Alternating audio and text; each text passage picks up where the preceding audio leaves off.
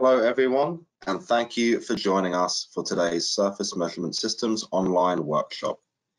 Today, we're very happy to be partnered with the University of British Columbia on today's online event, and are extremely happy and elated to have guest speaker, Dr. and Professor Orlando Rojas from the University of British Columbia here to speak with us about some of his work today. Just before we kick into the presentations, I wanted to let everyone know about just some of the house rules for today's workshop. We ask that everyone for the duration of the presentation keeps their microphone muted, just to avoid any background noise or feedback having a negative effect on the audio quality of today's session. For those of you who have any questions for any of the speakers, whether these come from your knowledge of your questions on the topic in general, or questions that arise from the presentations themselves, there will be a live Q&A session at the end of each presentation. And how do you submit your questions for this, I hear you ask? There are two ways. You can raise your hand at the end of the session, at which point I will let you know when you can unmute your microphone and you can ask the question yourself over your microphone. Or alternatively, there is a questions panel in the webinar control panel. So all you need to do is go to the questions tab and submit your question there, and I will put your question to the speaker when it comes around to the Q&A at the end of the presentation. So that, once again, you can either raise your hand for us to let you know when you can unmute your microphone and ask the question yourself, or you can submit your question in writing through the questions tab and we will ask the speaker to address it. To kick us off here today is Surface Measurement System North America's very own Vice President, Dr. Daniel J. Burnett. Working out of our North American headquarters in Allentown, his team works on research studies and science applications for many prominent companies. He received his bachelor's degree in professional chemistry from the Eastern Michigan University in 1997 and a PhD in chemical engineering from the University of Michigan in 2001. Dr. Burnett has authored and co-authored over 25 papers in peer-reviewed journals and presented at numerous national and international conferences. So without further ado, I will now hand over to Dr. Burnett to begin his presentation. Thank you, John, for the introduction, and I'm going to share my screen. So hopefully everybody can follow along. And to kick things off in the workshop today, I will just very briefly introduce vapor absorption techniques, which SMS has pioneered and worked with pretty much exclusively for 30 years. And then we'll go into some absorption mechanisms, but the bulk of the presentation will be a heavily application focused talk on dynamic vapor absorption and how whether it be the isotherm and or kinetics can be applied to a wide range of materials with a focus on cellulose-based or natural materials. So to set the stage and to kind of give an overview of where SMS technology and molecular probe techniques fit into your characterization toolbox, I very often categorize materials characterization experiments into a couple different fields. One is using energy as a probe, so this could be lights or X-rays or lasers, and you look at how that light or that energy is absorbed, refracted, reflected, whatever it may be. But in general, you're going to look at analytical and structural information. You can use heat as a probe, looking at heat gain, heat loss, heat transfer, heat capacity changes, whatever it may be. But in general, you're going to look at some thermodynamic information with these calorimetric techniques. Where the technologies we'll be focusing on today, at least for Annette and myself, we'll be using molecular probe techniques. This is where we're going to look at as a molecule and how that molecule interacts with the material. And depending on what molecule you use, what conditions, what variable you select, you can get thermodynamic, chemical, and structural information.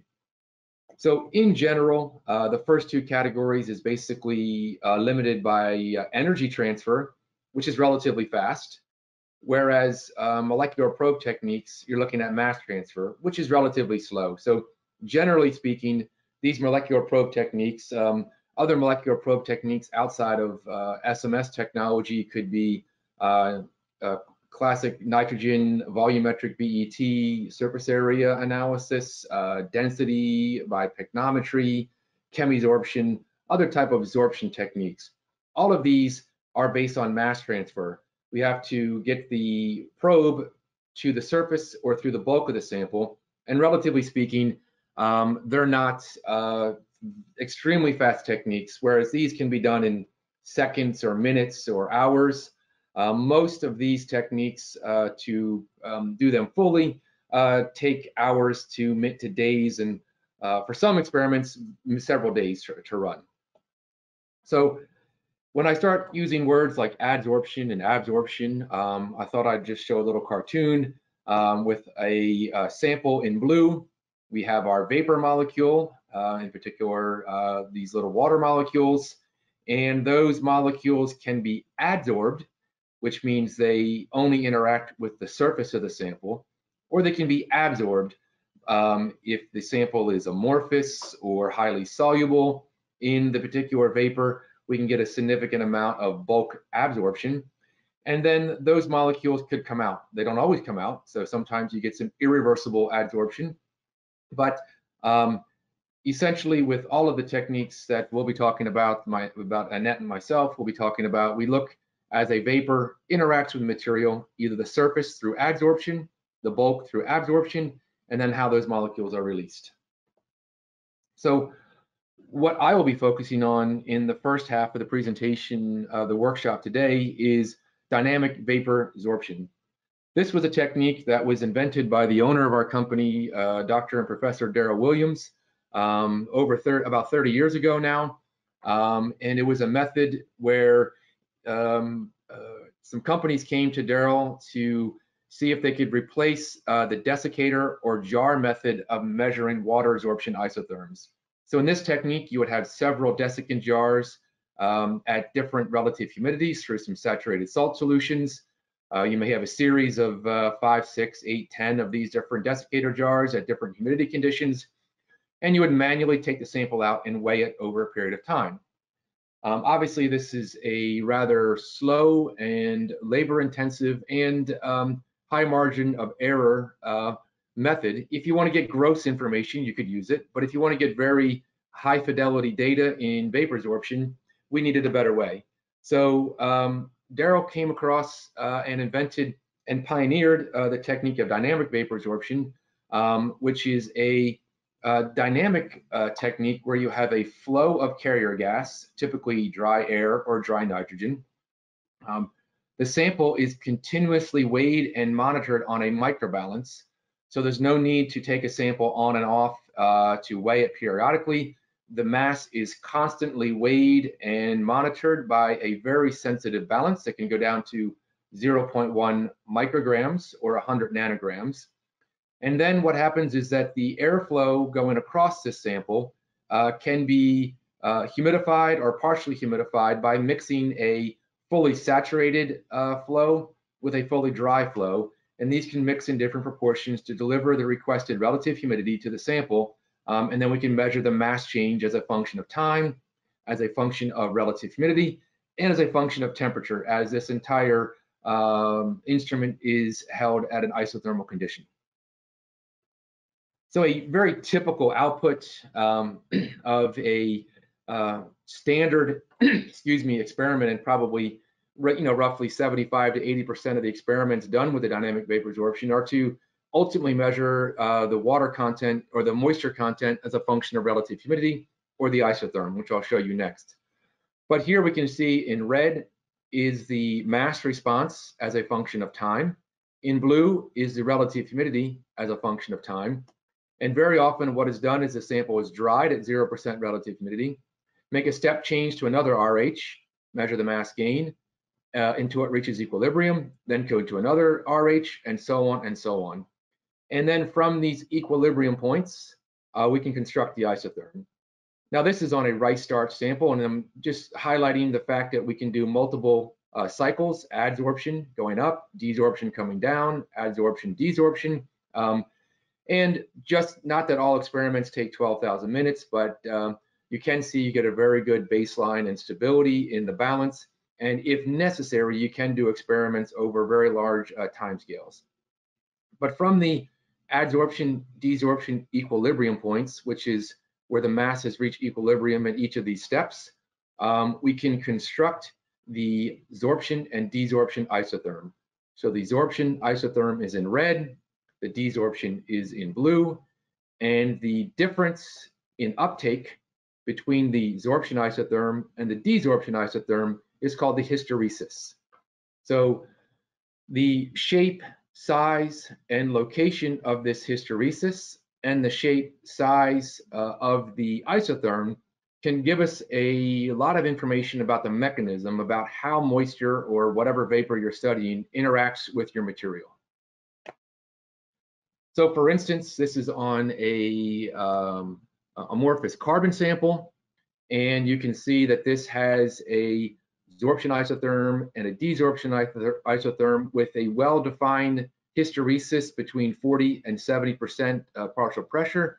And this is indicative of a typical mesoporous isotherm, mesoporous being the pores are between 20 and 500 angstroms, and this is due to capillary condensation. Here we can see this is on a silica material.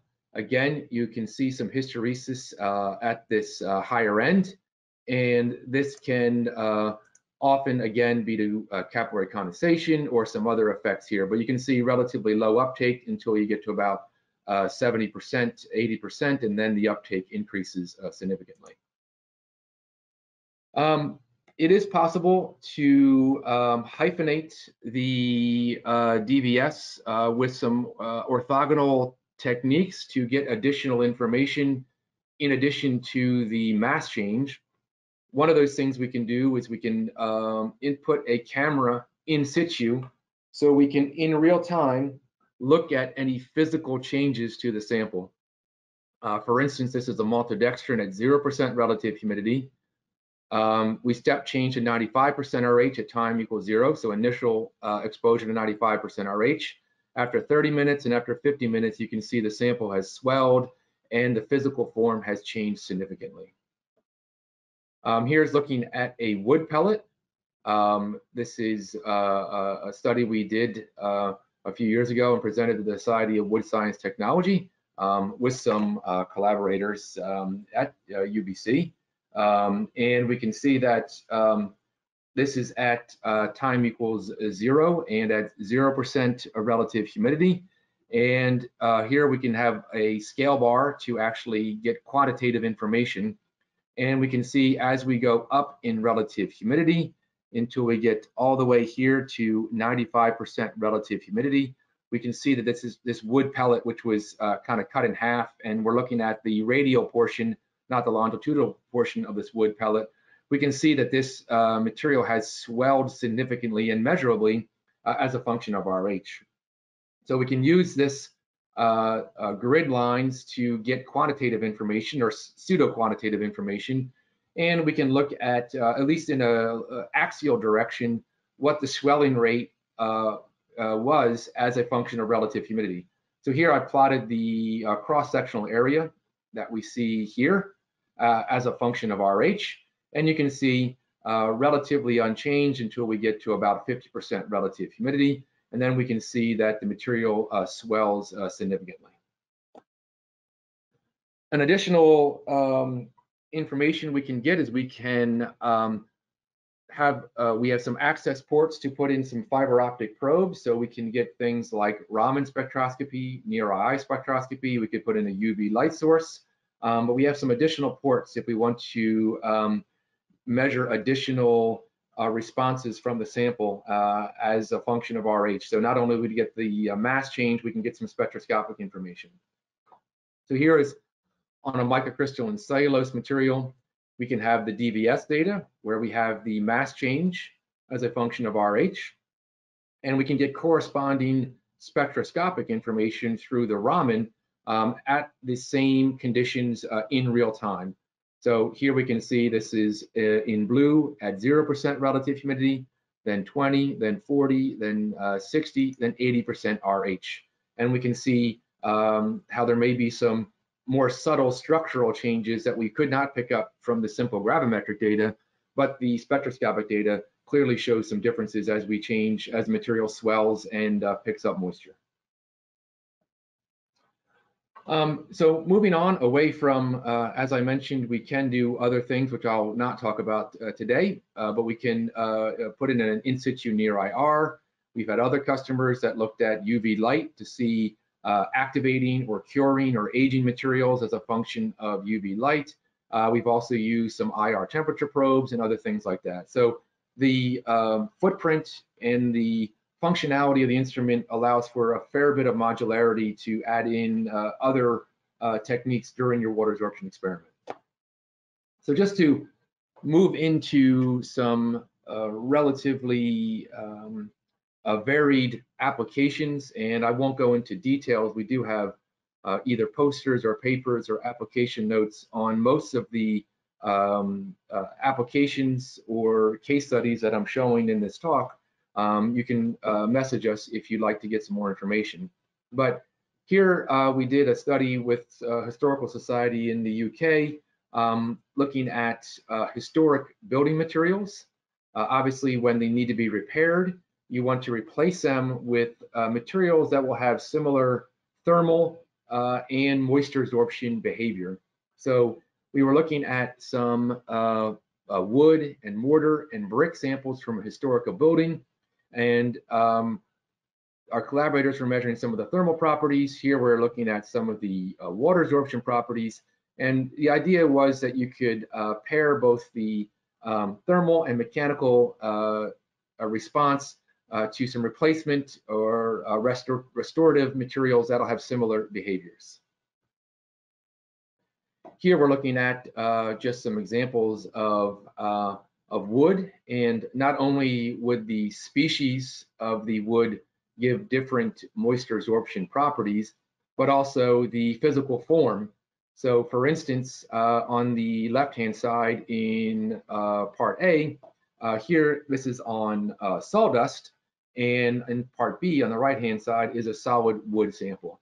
So you can see both the hysteresis, the difference in uptake between the absorption and desorption, and the total uptakes. You can see this caps out around 10%, whereas the sawdust picks up a significant amount more moisture, most likely because it has a higher surface area than the wood sample. But the DVS can use wood samples from fine powders to films to fibers or slabs. As long as you can put it on the microbalance, we can measure it. Here looking at not only, as I mentioned, the physical form, but the nature or the history of the sample can make a difference. So here we're looking at absorption isotherms of basically 3 different types of cellulose. This was taken from the literature. This is not our work, so it is referenced here.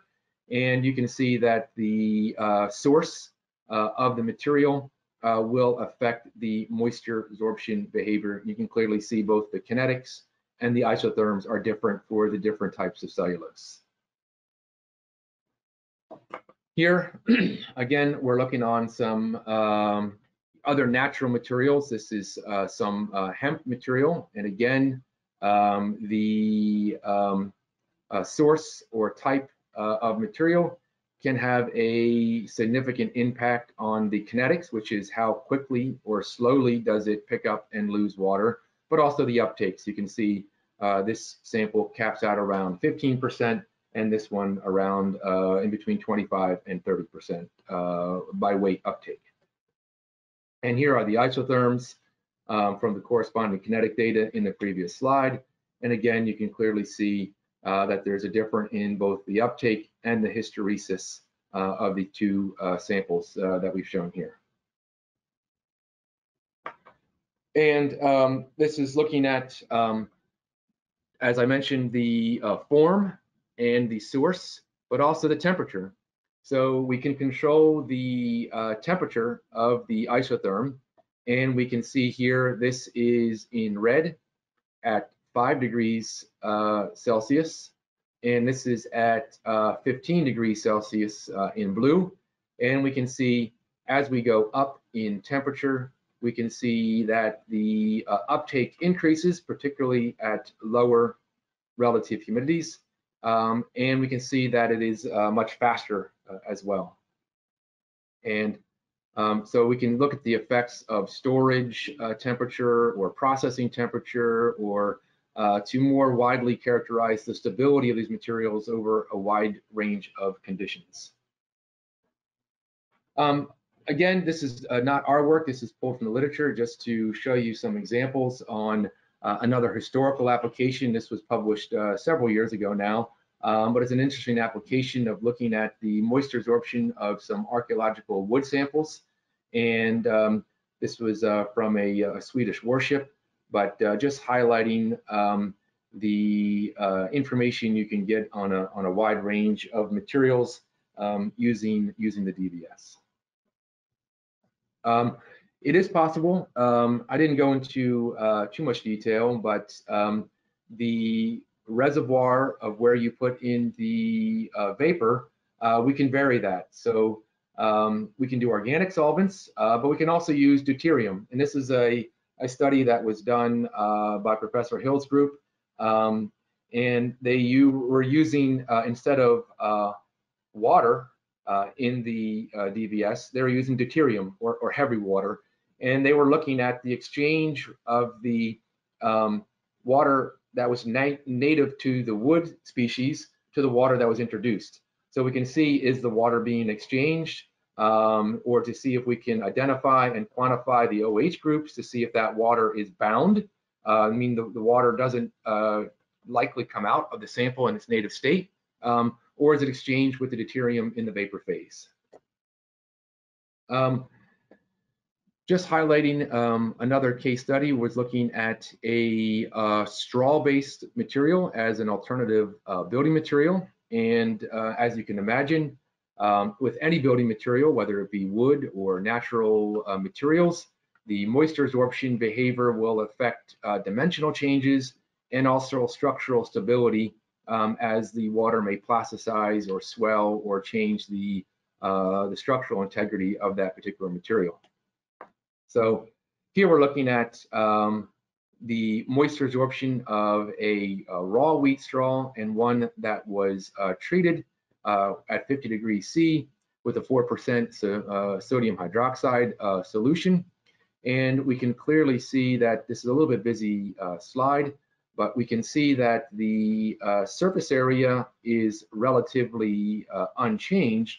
So we're not really changing the size or available area of the material, but we're clearly changing both the surface and bulk chemistry of this straw sample, because we can see that for the raw sample, the uptake is maybe below 20%, but for the treated sample, particularly at high relative humidities, we can see a significant uptake. So moisture is penetrating these samples to a much higher degree, particularly at high relative humidities. And this is just highlighting that. This is looking at the wheat straw again as received, and then after was and looking at the recovery of the after treatment. You can see that not only does the moisture absorption change, but other properties change as well. Oh, pardon me. It looks like I have a slide in there twice, so I will just maybe I've gone on the wrong. Here we go. Okay, so here again we are looking at different forms of cellulose, and we are looking at the relative humidity for these different forms of cellulose. And again, this is not done by SMS, but taken from literature as it's is appropriately referenced here. And we're looking at different forms of microcrystalline cellulose, different forms of cotton cellulose, and different forms of spruce pulp samples. And we can see that the uptakes of these different materials will change significantly based on the source of the material. For some reason, some of these slides got mixed up maybe at the last minute, so I apologize for this. These somehow got mixed up and not in the right order. So this is the same deuterium exchange, so I don't know what happened, so I apologize for that. But here is just looking at the cycles of the deuterium exchange, and again, it is referenced by Dr. Hill's group here in the bottom reference there. So moving away from the equilibrium values, but the kinetics or the diffusion information can be extracted by using different models. So if we assume a geometry, whether it be a fiber geometry, a film geometry, or a spherical geometry, or a slab geometry, whichever one we choose, we can apply the right model. And if we assume a Fickian or first order diffusion coefficient, from the uptake, the initial uptakes, it's typically a linear portion, we can extract a diffusion coefficient. So at this point, we don't really care as much about the equilibrium value here. We're looking at the rate of uptake into the material. Again, that could be into a film, into a fiber, into a powder. And depending on what the geometry is, you apply the appropriate model and you can back calculate the diffusion coefficient. So here we're looking at the diffusion coefficient going from 0 to 20% RH, 20% RH back down to 0, up to 40, back down to 0, and so on up to 60. And we can see how the diffusion coefficient changes as we change the boundary conditions for this particular sample. If you want to measure permeation, so this is diffusion into a material. If you want to measure permeation or flux across a membrane or a film or a barrier, we've developed this diffusion cell, which we also call the Payne cell. And it's a small sample cup where you place a zeolite or a desiccant typically on the inside, and then we seal a film or a piece of material or a membrane, and that gets sealed. So we have effective a 0% relative humidity on the inside of the cup. We change the relative humidity on the outside of the cup, and then we can measure the mass gain as it comes across and travels through here, and we can get the steady state flux of water or moisture going across the membrane and being picked up by the zeolite or desiccant on the inside. Alternatively, you can measure it in what's called the wet cup method, is where you put water on the inside. You can even put this film upside down so the water is in constant contact with whatever material you have here at this film cell. And then you can measure mass loss as that is being removed from the sample as we change the flow and relative to humidity and temperature exposed on the outside. So just to highlight, we can do this, these experiments over a range of humidities. We can also look at a range of thicknesses. So we can do this over a wide range of different types of membranes or barriers or films. Water is typically a very strong plasticizer. So sometimes when I expose a sample to moisture, not only does it pick up in weight, but I can change the mechanical and physical properties of that particular material. I can force it to go through a moisture-induced glass transition. For some low molecular weight materials, it may even go through an amorphous to crystalline transformation. I can also look at hydration versus dehydration. So all of these things we can look at and monitor by using different types of experiments with the DVS. So for instance, here we're looking at some dehydration kinetics. So what we did is we fully hydrated the sample, and then we dropped it down to 0 to look at the drying conditions. And this plot is showing fraction dehydrated. So at time equals 0 is where it's fully hydrated. Then we turn off the moisture and just dry it out at 0% relative humidity until it's completely dry. And so here we are at fully dehydrated, and here we're at fully hydrated. And we can see we can do this at different temperatures. This is at 15 degrees C, and this is at 30 degrees C. So we can clearly see the dehydration kinetics is a strong factor on temperature. And then you can apply various solid state models, and then I could predict the drying behavior over a range of temperatures and or conditions. As I mentioned, water does act as a strong plasticizer, and we can, when a sample is well below the glass transition point, molecules typically only interact with the surface. As it approaches the glass transition point, molecular mobility of the material increases significantly, and we get a strong absorption, or water penetrating or dissolving into the bulk.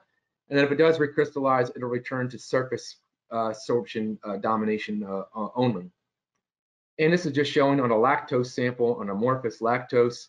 We get it to a critical relative humidity, it'll actually collapse, and we see a decrease in mass because the crystalline phase has a much lower absorption capacity than the amorphous phase here.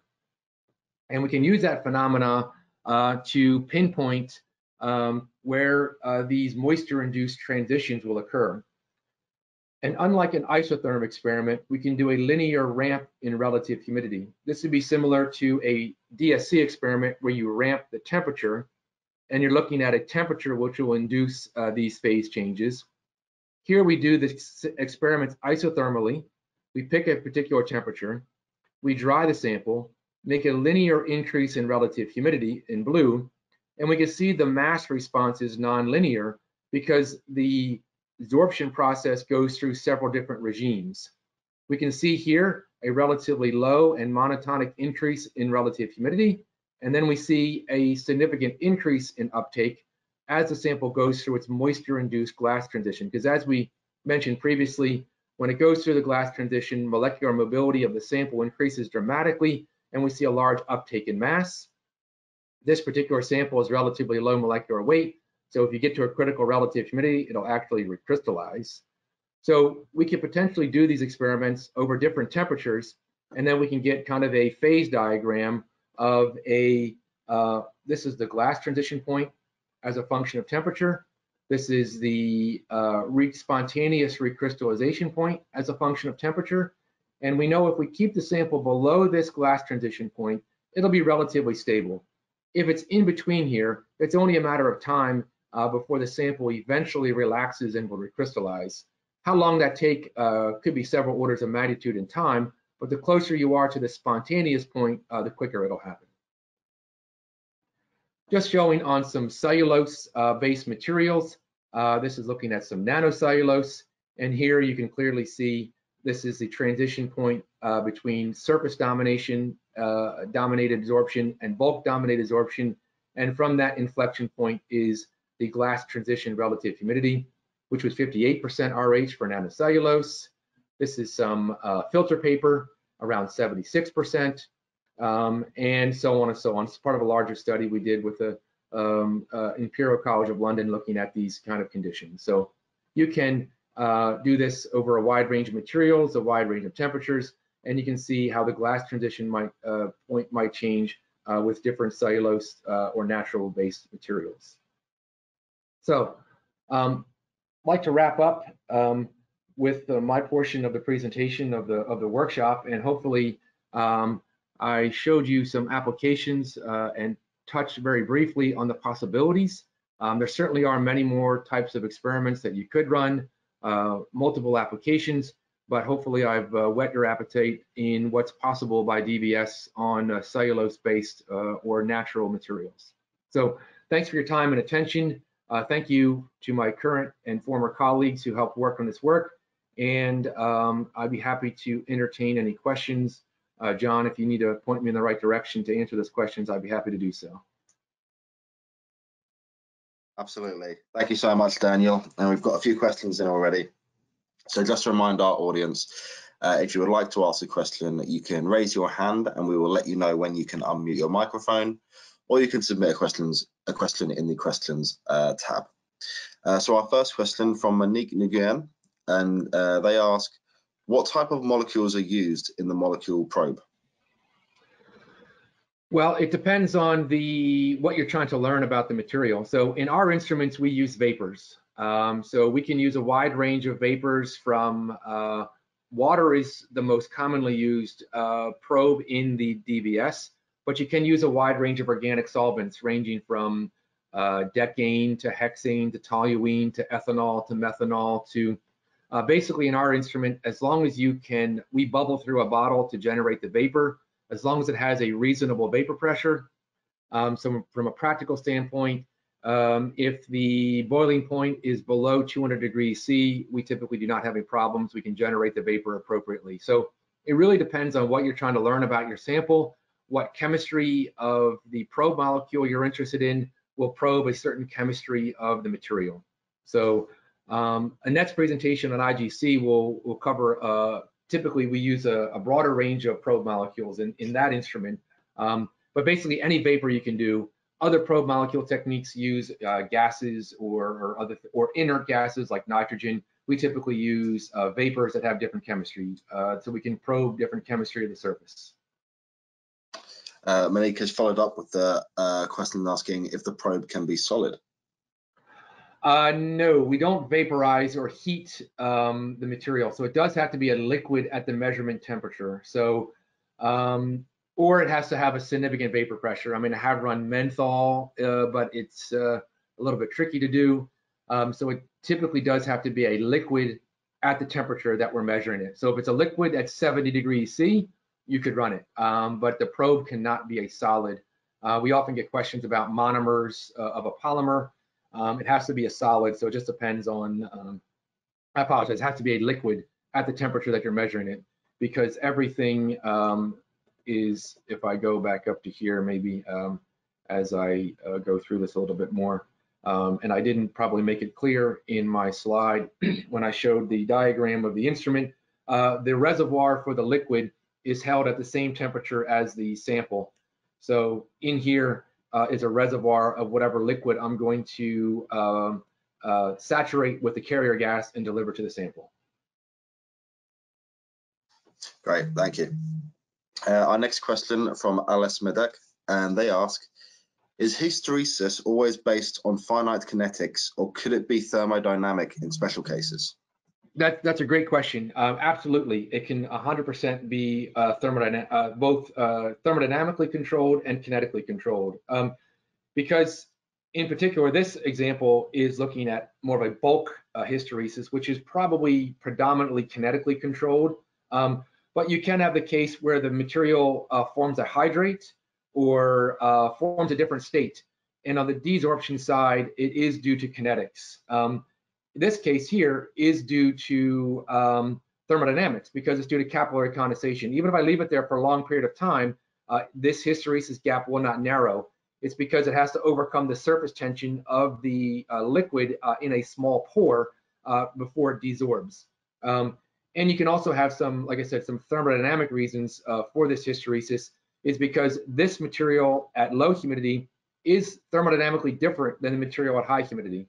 And so there are both thermodynamic and kinetic reasons for hysteresis. Brilliant, thank you. We do have a few hands raised. So for now, we will go to Alan Wang. Alan, if you could unmute your microphone, I'll unmute you from this end and you can ask Daniel your question.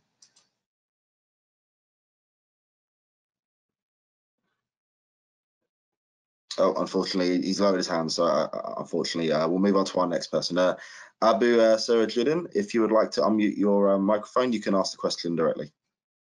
Yeah, my name is Abu Sirajuddin. I'm from St. John's University in New York. My question is also about the hysteresis loop. I have done some work with celluloses. I found that if I increase the time at a certain humidity, for example, if I am at a 40% humidity, while raising the humidity to 40% to 50%, if I keep the threshold of my change in humidity to 0.1%, I get a very big hysteresis loop. And while I'm reducing low to 0.001%, so if there is a change of 0.001% humidity or less, then the humidity will go up. In that case, I can lower or practically make the hysteresis very low, very narrow.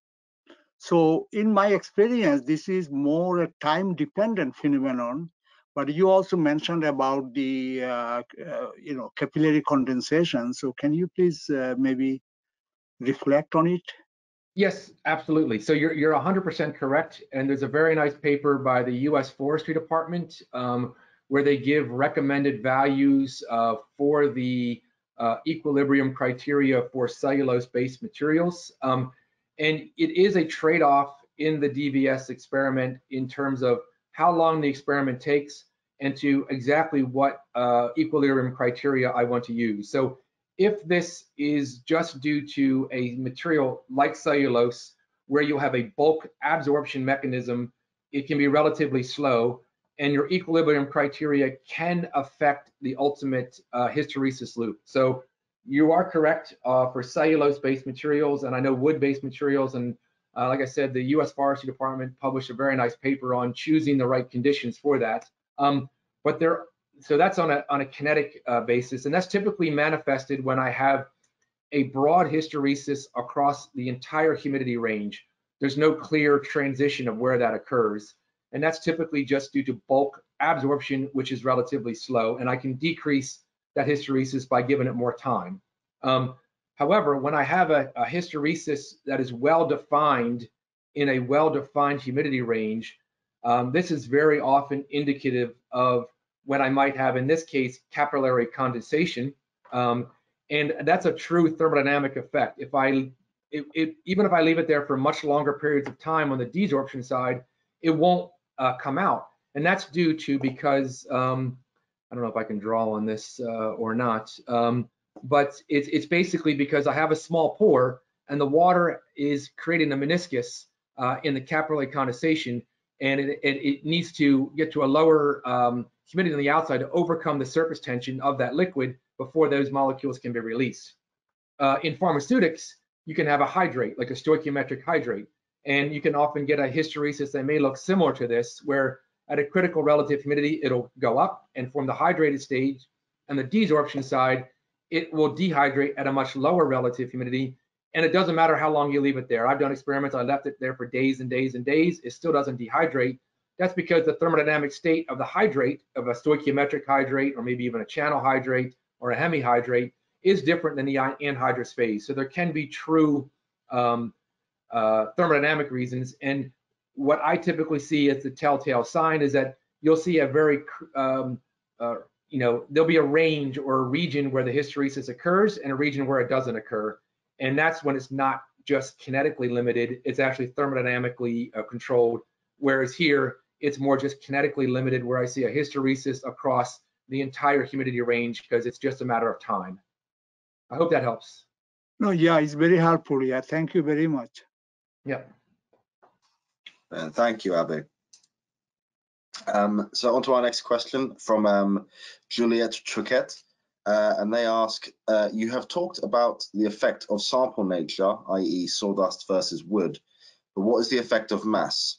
So for example, 2 milligrams versus 10 milligrams, or even 10 milligrams versus 50 milligrams? That's a very good question, and it does come down to time. As I mentioned, this is a mass transfer process. It's relatively slow. So from a, and as the previous question alluded to, it can be time consuming, and it comes down to a balance between how long do I want the experiment to take versus how well defined or what quality isotherm data do I want. So if I use a 10 milligram sample or a 50 milligram sample versus a 2 milligram sample, the larger sample will take a longer period of time to reach equilibrium. So we typically recommend to use the smallest sample that's representative for your material. So if I have a homogeneous powder, 1 or 2 milligrams could be quite sufficient. If I have, maybe a wood sample or a heterogeneous material, I may have to use more material, and it just takes longer. If you get good quality data, the good news is there have been some studies, and this was by Professor Deuterium, I apologize, I'm probably saying that wrong, up at Sherbrooke University now.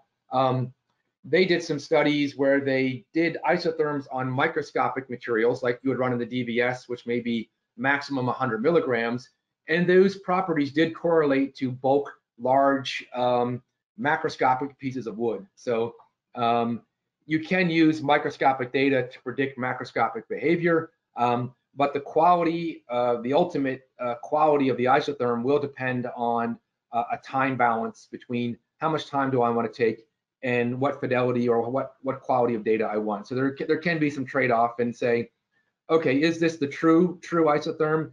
Maybe I'm 1% off, but maybe it's good enough to compare different materials of what I'm looking at. So very good question. Brilliant, thank you, Daniel. We do have more questions, but I'm afraid we are pushing to the end of our first slot, so we are going to have to move on. But please rest assured, anyone who has submitted a question, we will get back to you either during this session or after this session is concluded by email. So apologies we couldn't get back to your question now. So thank you again, Dan, for a fantastic presentation and for engaging with the questions from our audience. Thanks for your attention, everybody. I'll pass it on to the next speaker. As Daniel mentioned, we'll now be proceeding to our next speaker, and that would be, of course, Professor Orlando Rojas from the University of British Columbia. Professor Rojas is a Canada Excellence Research Chair and Director of the Bioproducts Institute at the University of British Columbia. He's a recipient of the Anselm Parvin Award, the highest recognition in the area of cellulose and renewables materials. Professor Rojas is elected as a Fellow of the American Chemical Society, the Finnish Academy of Science and Letters, and a recipient of the TAPI Nanotechnology Award in 2015. With a H index of 73 and over 26,000 citations, he has authored about 430 peer-reviewed papers related to the core research of his group, mainly dealing with nanostructures from renewable materials and their utilization in multi-phase systems. As I mentioned, we are really fortunate to have Professor Rojas to be able to be with us here today. So once again, a big thank you to him. And Orlando, I'll now pass over. Great. So I hope that you can hear me clearly and also that my screen is being shown. If not, please yell at me. No, that's great. We can hear and see you. Okay, perfect. Excellent. So very good. Very happy to join you. I have not direct instrumental experience with DBS or inverse gas chromatography, but my students actually are active in the area. So this is very nice. We use these tools plus many others to look into surfaces and interactions with water, looking into particles and thin films. My background is in colloid chemistry, and that means that these aspects are very important in our area. And recently, the last maybe 15 years or so, main focus in my research relates to lignocellulose materials. And what you see on the left is pretty much a condensation of what I will introduce today. So I was putting the presentation yesterday and trying to put something together in such a way that is easy to follow for all audiences. And this is an image of one of my PhD students.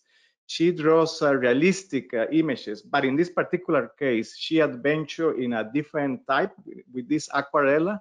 And that was to illustrate a review paper that we worked together in the area of cellulose-based hydrogels. And every detail in that image tells a story. And I cannot tell all the stories because there is only limited time. But I will use 3 of the aspects that are shown here to discuss what I want to share with you. That is pretty much to make us more aware about the importance of this subject. That would be my main goal. And I start saying that we really don't yet understand fully the interactions between water and plant-based materials. This is very important as we think about the future bioeconomy. Think about the fact that if we use plant-based materials to replace, for instance, plastics, or at least to come up with new solutions to all our material needs, these are already things that are happening as we think about single-use plastics, packaging materials, to just name a new. If we want to consider this, and that will happen eventually, and it's already taking place, you need to identify that interactions with water is very important because natural materials are usually in close connection with water. We need to suspend the materials in water, hydrate or dehydrate the materials in their processing. Quite different than oil-based materials. And so far, what we have been doing actually is to start to scratch the surfaces in a figurative but also direct way. I mentioned the work here surfaces. And the tools that are used in this type of endeavors include those that you see in the bottom. At least these are the ones that in my group we have been using. Quartz crystal microbalance, small angle X-ray scattering, DBS, IGC that we're discussing today, DSC, NMR, and others. There are plenty of different approaches, and they can be quite complementary.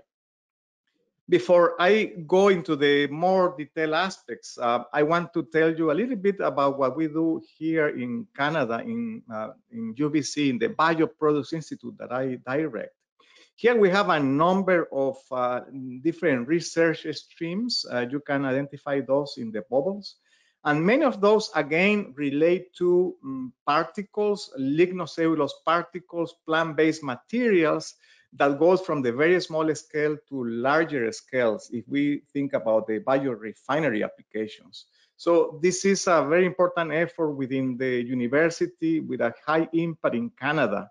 And it's again to look into plant-based materials, residual streams, and also wood into fulfilling our material needs. The same happens to the other affiliation before coming to UBC was in Aalto University. We had a flagship consortium, very large flagship called Finceres, where we had also similar ideas about looking into lignocellulose to applications like future refineries, future plastics, even electronic materials. This has become very popular. But notice on the far left that fundamentally one of the research streams that is very important here that we recognize very early on is water interactions and characterization of water interactions. So this is very, very hot topic, I would say, nowadays, and will continue to grow in its importance. In this regard, one of the very early outcomes of these efforts in this flagship relates, for instance, to the capture of microplastics. And for doing this, our colleagues in Finland have been using cellulosic-based materials. These are called nanocelluloses, microcellulose. This is the network in the background that, given capillary forces and very high surface area and surface energy, allows the system to be very effective to function as a membrane to trap microplastics in liquid environments or liquid media. Just as an example. So this is a practical issue that really will grow in its importance. But again, the limitations, I would say, are as far as how to measure those interactions. And I show one of those, and that will be in the case of wood materials, wood itself. Looking into a scattering, a small angle X-ray scattering in this case, that coupled with molecular models can help to describe the interactions of the microfibrils in the wood fibers with water. And again, just to highlight that this is far to be well understood. So an additional example of the current interest in the research arena in this area. One tool that we have introduced in the case of, together with other colleagues, in the case of cellulosic and lignin materials are shown here. I think these are quite complementary, but I bring this up because they help us a lot to look into the interactions with water, especially the one on the right. Quartz crystal microbalance, QCM, is a tool that we have used since 2004 to look into interactions between films, thin films of cellulose with surfactants, polymers, small molecules, but also with water. And for that, the same principle that applies to the dynamic vapor sorption is used. Here we have a piezoelectric resonator. It vibrates, and when it interacts with substances in the medium, and the medium can be air or it can be water, the frequency of vibration will change. And that will tell us information about absorption of molecules and water coupling. So in the right, this is very important. And in fact, this is the same principle that we use in the DBS. Now, what is that we're missing here? You realize that to use this unit, you need to create very thin films of cellulose, lignin, etc. And that really draws away an important factor, and that will be the structure.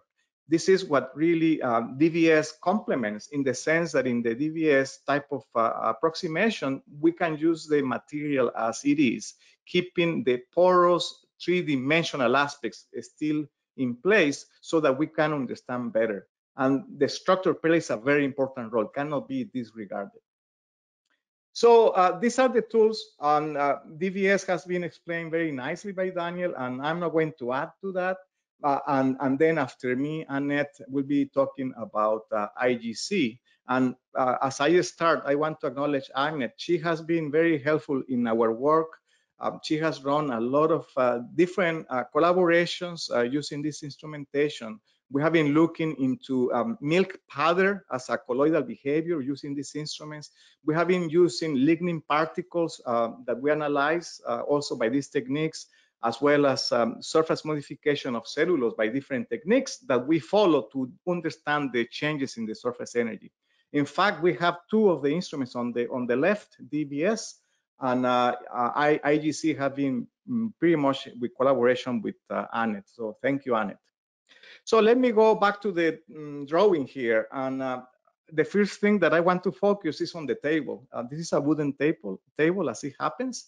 And I want to tell that surface matter. And I will illustrate this with a few examples why this is the case, why surface matters. And for interactions with water, DVS, and IGC, this needs to be well understood. So let me go back to the drawing board into more fundamental aspects, and this is the interaction forces between colloidal materials. On the left, you can see the most typical non-specific surface interactions, going from van der Waals forces, double layer forces, hydrophobic, hydration, hydrogen bonding, steric, and bridging effects. All of them are very important, especially when materials are immersed in an aqueous media. And that factor is, of course, very relevant. And besides that medium, of course, then also the forces itself that will happen when two objects are in close proximity. And this is defined by the forces that can be described. So van der Waals forces will be very important, very ubiquitous. It's always present, van der Waals forces, and of course, they are very well described. But let me tell you why, or how I explain how van der Waals forces matter so much, especially under the influence of the very top nano layer of a solid body material. Let me take an example, object alpha and beta. We call this an asymmetric system because it's not the same material, but two different materials. It can be anything that you can imagine, alpha and beta.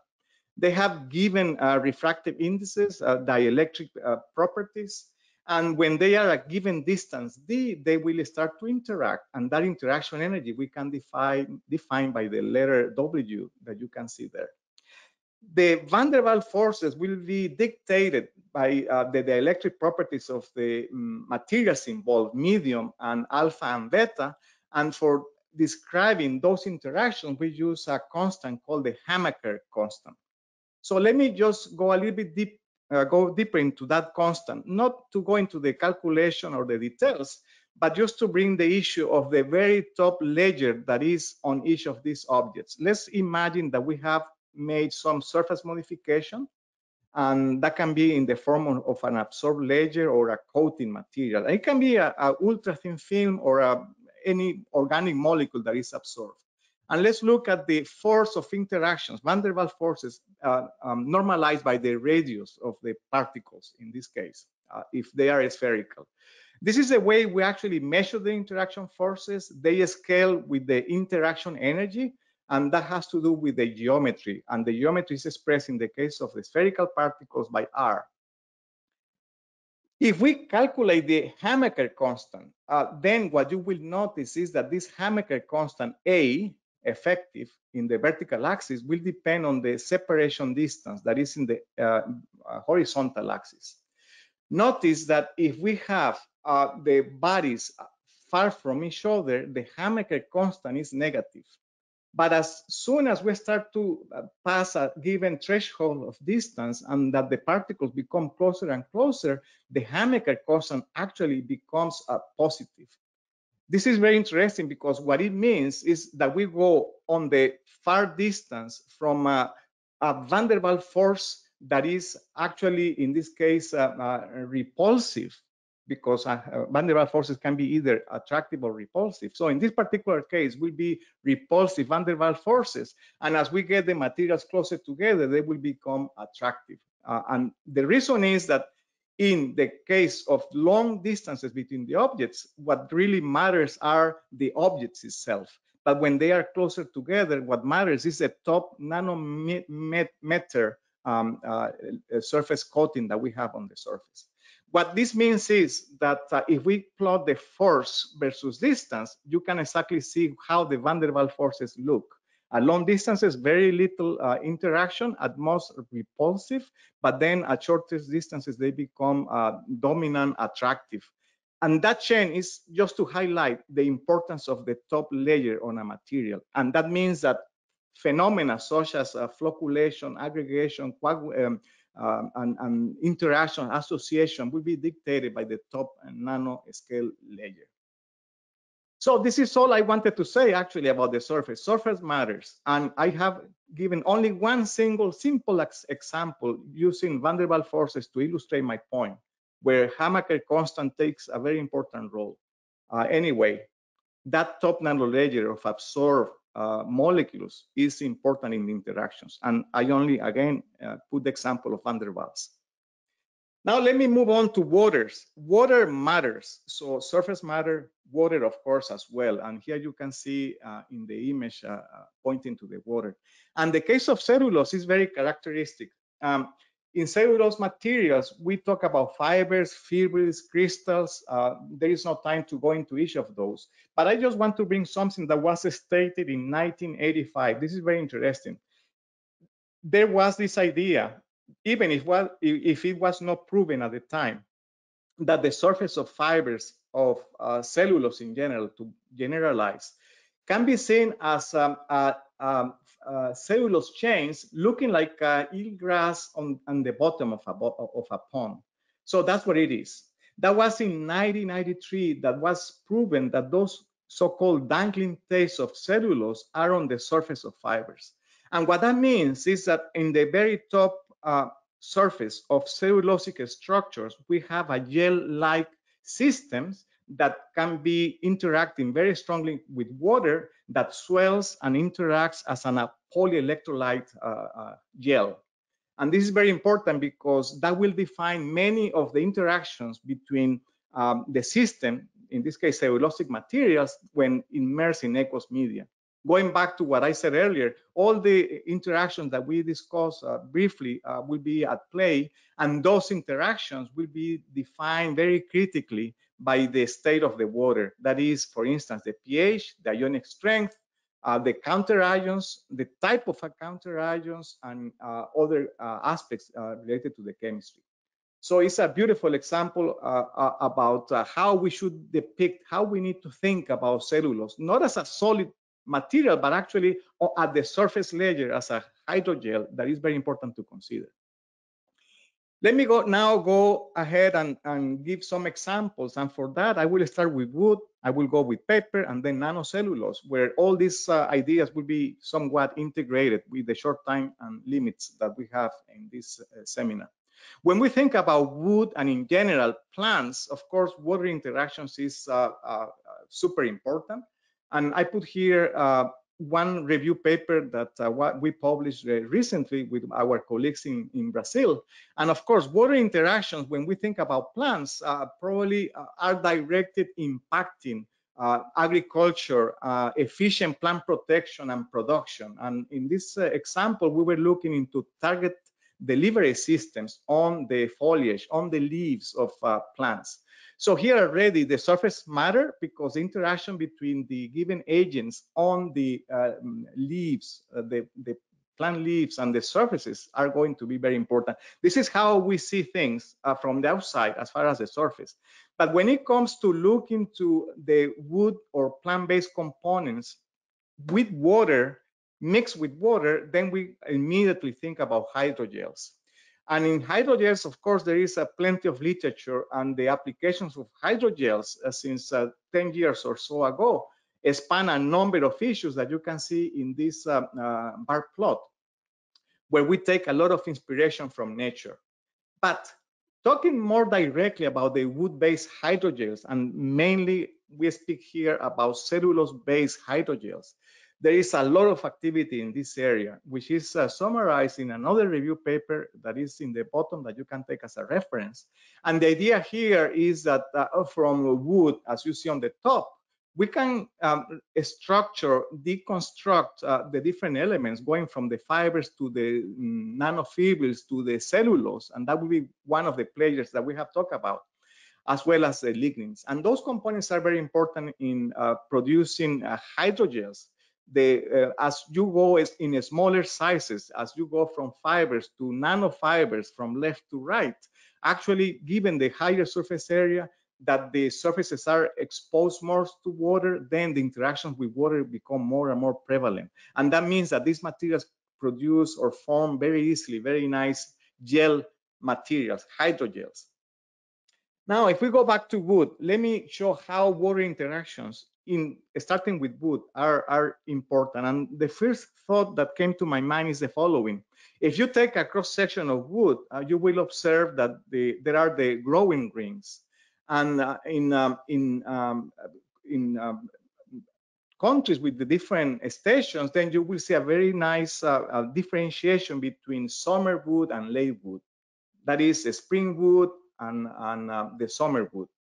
And the main difference is, as you can appreciate in this cross-section image of a wood block, is that the fibers that make part of wood will have a different layer thickness as the cell goes in the actual direction. So different layer thickness, different density.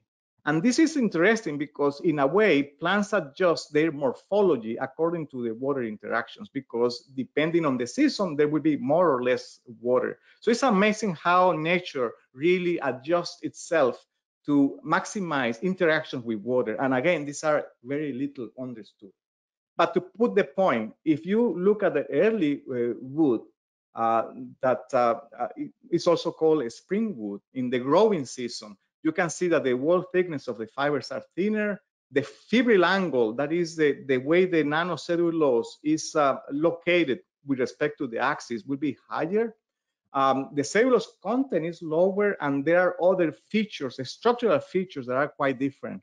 That really speaks to the fact that water interactions are important in this example. If we go deeper into the fibers, we recognize already on the left, but also shown in bigger magnification, that those cell elements contain open spaces, the lumens, and this is what also can be thought of as a pore in wood. And they are usually filled with water, but also maybe just filled with air.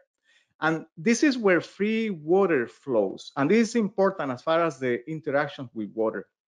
Then on the cell wall of the elements of the fibers, here seen in cross-section, we see the cell wall, and this is where inside water can also be bound strongly, and this is a so-called bound water. And what that means is that the interactions between these elements and water will have very different aspects depending if we're talking about free water or bound water. And a very nice way to measure those types of water is by thermoporometry and cryoporometry, where we use, for instance, a dynamic scanning calorimetry to see the different states of water, because given the different restriction of a space, then the melting temperature and freezing temperature of water will change. This is given the theory of Gibbs-Thompson and also the Laplace equation, right? So the melting and freezing temperature of water will be dependent whether the water is in the bulk state or if it is constrained in a very small scale. And that's what really defines the free water and bound water. Now, in the QCM that I introduced earlier, this cannot be measured, at least to the degree we want. And the only way to go here, or one of the ways, of course, as I said before, can be cryoporometry, but also DBS, for instance. What is the importance of this?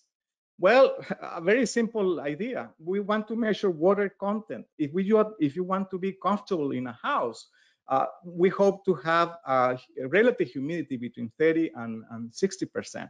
And wood does a very good job at regulating the temperature and the humidity in given environments. That's the reason why wood for construction is just increasing in popularity. We're going back to construction with wood. And what I show as an example on the right is a building that we have in campus. At the time when it was built, I believe 2017, was the tallest timber construction. And now in downtown Vancouver, there is also plan for a even taller building in the same fashion. So very important here, these elements that are based on wood will be dry as exposed to air with a lower relative humidity. And what I show on the left is what is the equilibrium moisture in wood as we reduce the relative humidity. Pretty much what we saw before with the DBS. And the main conclusion here is very interesting, is that up to, say, about 30%, that's roughly the so-called the fiber saturation point. The water is easily removed if because it's being moved from the pore, from the bigger spaces, the so-called free water. So up to that point, we have really exchanged the free water. But then as we dry wood, that as it becomes drier, then we're now dealing with the water that is in the cell wall. And this is actually what we called before the bound water. And then the isotherm that you see will change. So completely different isotherm at higher than 30% relative humidity compared to the more difficult to remove water at lower than 30%. Anyhow, this very fact is the one that explains why we feel comfortable in wooden houses. This is the reason. Now, this still requires a lot of more insightful information. And I can tell you that experimental data on cellulose-water interactions, especially in wood in the native cell wall, is still very limited. And this, what I want to say here is that there is plenty of room for us to engage in research in this area. Let me move from wood to go to paper, and especially paper-water interactions. And here I use this book on the left and look into this. So this is a statement that I like to use very much. Cellulose and fibers in paper will have a very complicated relationship with water. And the question is, can we control it? There are many things here. The first one to be mindful is that cellulose as a molecule, not as a structure, is an amphiphilic molecule. And this is why cellulose is obviously shown to be insoluble in water. That's an important part. It's not only the amphiphilicity, also it's the hydrogen bonding that is established between the different cellulose molecules. Anyway, here, of course, the importance of water is really critical, because depending on the structure, then that water structuring can be quite different. But water structuring in itself is actually pretty difficult to characterize. But to make the point even more obvious, in thinking with the industry hat, if we think about how we produce paper, pretty much we take wood fibers that may be dry, we put them in water, and a very large volume of water, so wet fibers, and then we dry again. So it's very strange sort of a paradox that to make paper, we add water and then we take water away. That tells you a little bit about the significance of water interactions. Or even worse, we sell water by a process, fibers by a process called refining. We make the fibers to absorb as much water as possible to make them to swell, and then when drying, then we deswell the material to get the properties that we want. Something that is very obvious maybe, but as far as the industry, but looking into the fundamentals is very complicated.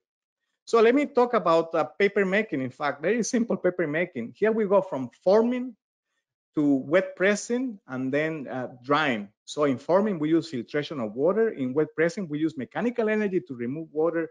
And in drying, we use thermal energy. And you can see how the evolution of the dryness or the water content changes as you go from left to right. Now, if you look at the changes on the fiber, now I'm not talking about wood, but the fiber itself. First, the lumen, the pores that we talked earlier will become closer as you move from left to right, and the area and the wrinkling will start to happen as you go from left to right. That is, as the fibers become drier in the paper making process. What about the water removal? Initially, we remove free water, but then we have the bound water. And here we classify this in two, the freeze-bound and non-freezing bound water. Super interesting phenomena. That means that what we saw earlier with the isotherms is much more complicated if we try to understand what happens with a very simple process, such as that of paper making. And to make my case even more clear, when we have very little water, when we're drying the material, if we imagine that the flat surfaces there is maybe two parallel fibers, or if you want, imagine that these are two paper films. When we have water and we remove water, the more water is removed, means that then eventually we will reach this type of situation where we have created a meniscus. So that's the meniscus, that will be the water in between the two surfaces. And that meniscus with a given radius R1, if you calculate using this Young-Laplace equation in the bottom, what you will determine is that the capillary pressure is really several atmospheres, super strong forces that draw the surfaces together. So the reason for this type of, we were talking earlier about kinetic and thermodynamic effects. Those kinetic effects relate to this type of issues. The surfaces that are being dry become together and the distances get smaller, and then you lock the system with a very strong hydrogen bonding. And this is the mechanism for us to make paper such a structure that is stronger than steel by unit weight. And to make a case further for water interactions and the importance, let's look at the hysteresis that was presented earlier. So here I can go rather quick. If we look at the relative humidity of a piece of the environment and how that makes a change in the moisture content of a paper, then you can see what was explained before. As we go from left to right, from a dry material to a wet material, because it's exposed to higher relative humidity, then the water will be absorbed by the fibers, and then that will be the absorption isotherm going up. As we dry the material, then we go in a different direction. That's of course called hysteresis.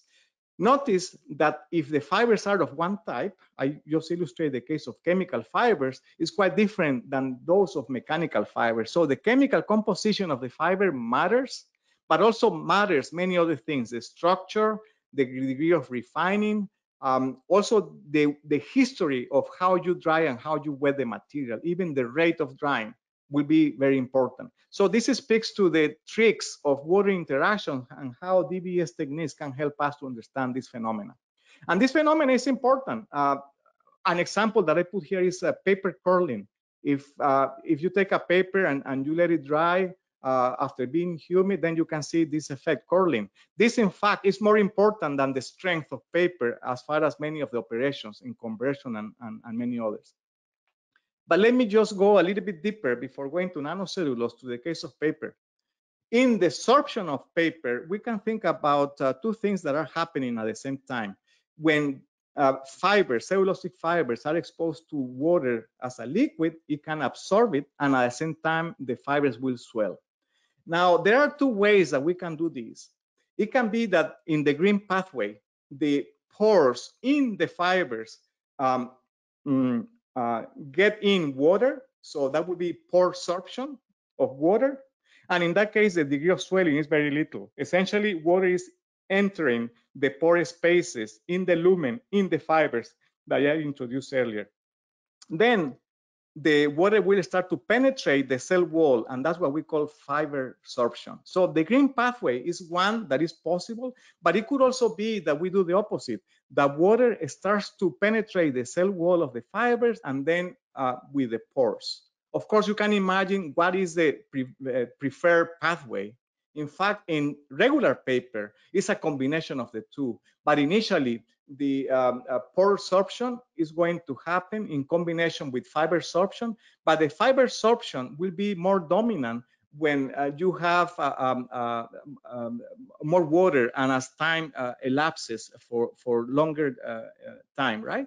And then that will come also with a higher degree of swelling.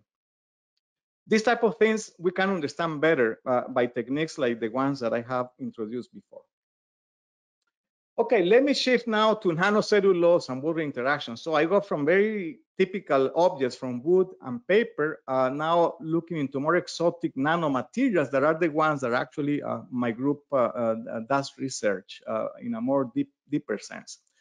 And here, of course, one thing that I always like to bring is, you know, this differentiation between wood on top and nanocellulose that are structures that belong to wood, but we remove from wood, taking the power of nanotechnology. But in the bottom, of course, as an object, a house, and how we can then 3D print materials with using nanocellulose. And the main unique features of nanocellulose, and here I will refer to only one of the types of nanocellulose, is cellulose nanocrystals. There are two things that I want to bring up at this point. First, chirality. Those nanocrystals are twisted, and that twisting is important in the self-assembly, but also in the interactions with water. I will illustrate my point in a couple of slides. The second one is the surface energy. Those crystals have different surface energy, different crystal phases that have different surface energy, and therefore different interactions with water. And then the last one, chemical anisotropy, I will skip, but the crystals are different in one end compared to the other if they are the so-called cellulose 1 polymorph. But for the time being, we can skip that. Chirality. If we take a nanocrystal in water and we let it dry, given the twisting and the chirality that we mentioned before, it will form these chiral nematic structures, these helicoidal structures that you see on the right. These are all shown as well on the left in this cross section of the dry material, where you can get a feeling for this helicoidal structuring of the crystals in space where we have removed water. Now, I just said that word, we remove water, and removal of water here is super critical. How fast you remove water, in what way you remove water. To make my point, very important here, let's run the following experiment. We take the cellulose nanocrystals, we put the crystals in suspension in water and deposit them on a cantilever that is fixed to one end to the left. And we let it dry. We let the water to evaporate. That's what is called evaporation-induced self-assembly. What I mean is that the crystals will start to get closer to each other. Eventually, they form this chiral nematic order that you see on the far right, that, by the way, gives rise to the so-called structural color. It's another subject, but it's a beautiful phenomenon that happens in these nanomaterials. My point here with water is that when we evaporate water, there will be a point where the system starts to gel and there will be a colloidal arrest. That means that the crystal will be locked on the surface of the glass, if we use a glass. Let me just show this more clearly now. If we take that glass that I just explained and we take a cross look at the glass, we can see how with drying, what happened with that glass that is fixed to the left, but is free on the right. What you're seeing is the water is receding, the system is becoming drying, and then the forces are so strong that we see this deflection. And this deflection actually correlates with what we see on the right that didn't play, but now I play it, is that with time, the deflection increases and then you get the maximum deflection. So first, those forces are so strong that you can deflect the material, in this case, a glass slide, and that is fixed to the left. And this is what is called the drying stresses. Those are very important in industry. Imagine in coatings, in films and layers, very important. And those drying stresses happen because the interactions with water. You can illustrate this on the top here, where water is in between the different crystals, cellulose nanocrystals, CNCs. This is a cross section, and then the meniscus that I illustrated earlier for paper also are active here in the nanomaterial, and those forces, as you dry and dry more and more, produce a very high capillary forces that pull the materials together. And that effect is the one that makes the CNC to contract and to vertically become uneven and shrink. And that's what we call the drying stresses. And you know, in industry, this is one of the most important things. In paintings and coatings, drying stresses are important, especially if we are dealing with particles like cellulosic particles. This type of interactions can be only understood if we use the tools that I have mentioned, including DBS and eventually also IGC. Another example is that super adhesives, but given the time, I think I'm already at the limit of the time. I just want to point to the fact here that same phenomena will happen when you use cellulose as a glue between two surfaces. Anyway, I think this is the end of my conversation. I have much more to share. I didn't talk about surface modification and how IGC can be used for that purpose, but I hope that you get a better feeling of the importance of water interaction from the point of view of hydration, wetting and swelling, and capillary diffusion. These all are very important phenomena that happen in social systems. And just to wrap up about the future prospects, so that you give also a feeling how ourselves and many of my colleagues in campus and everywhere in the world are very active in this area where water interactions are critical. An example is in the top here. Sensing, immunoassays are important. Here we have a microfluidic material that is based on nanocellulose, and there, if we want to put an analyte, of course, in water, in saliva, in this example, will flow through the capillary structure. What not a better example of the effect of water in diffusion and capillary action so that we can get a sensing unit to work. Or in the case also of modifying cellulose, an example here that is very recent is surface modification to hydrophobize cellulose with actually in the presence of water that makes this effect much nicer.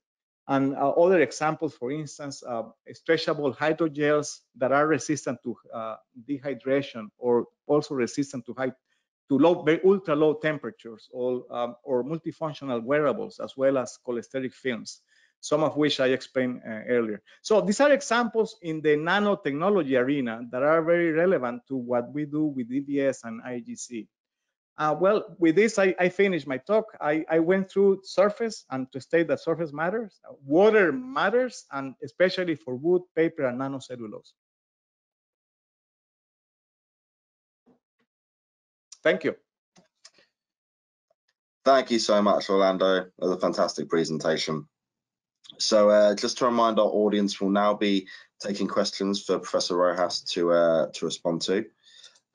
So just to remind you, you can submit these through the questions panel, or you can raise your hand and we'll give you the chance to unmute and ask your question directly. So our first question, Orlando, from Farida Baraka. They ask, did you see the same phenomenon in cellulose nanofibers?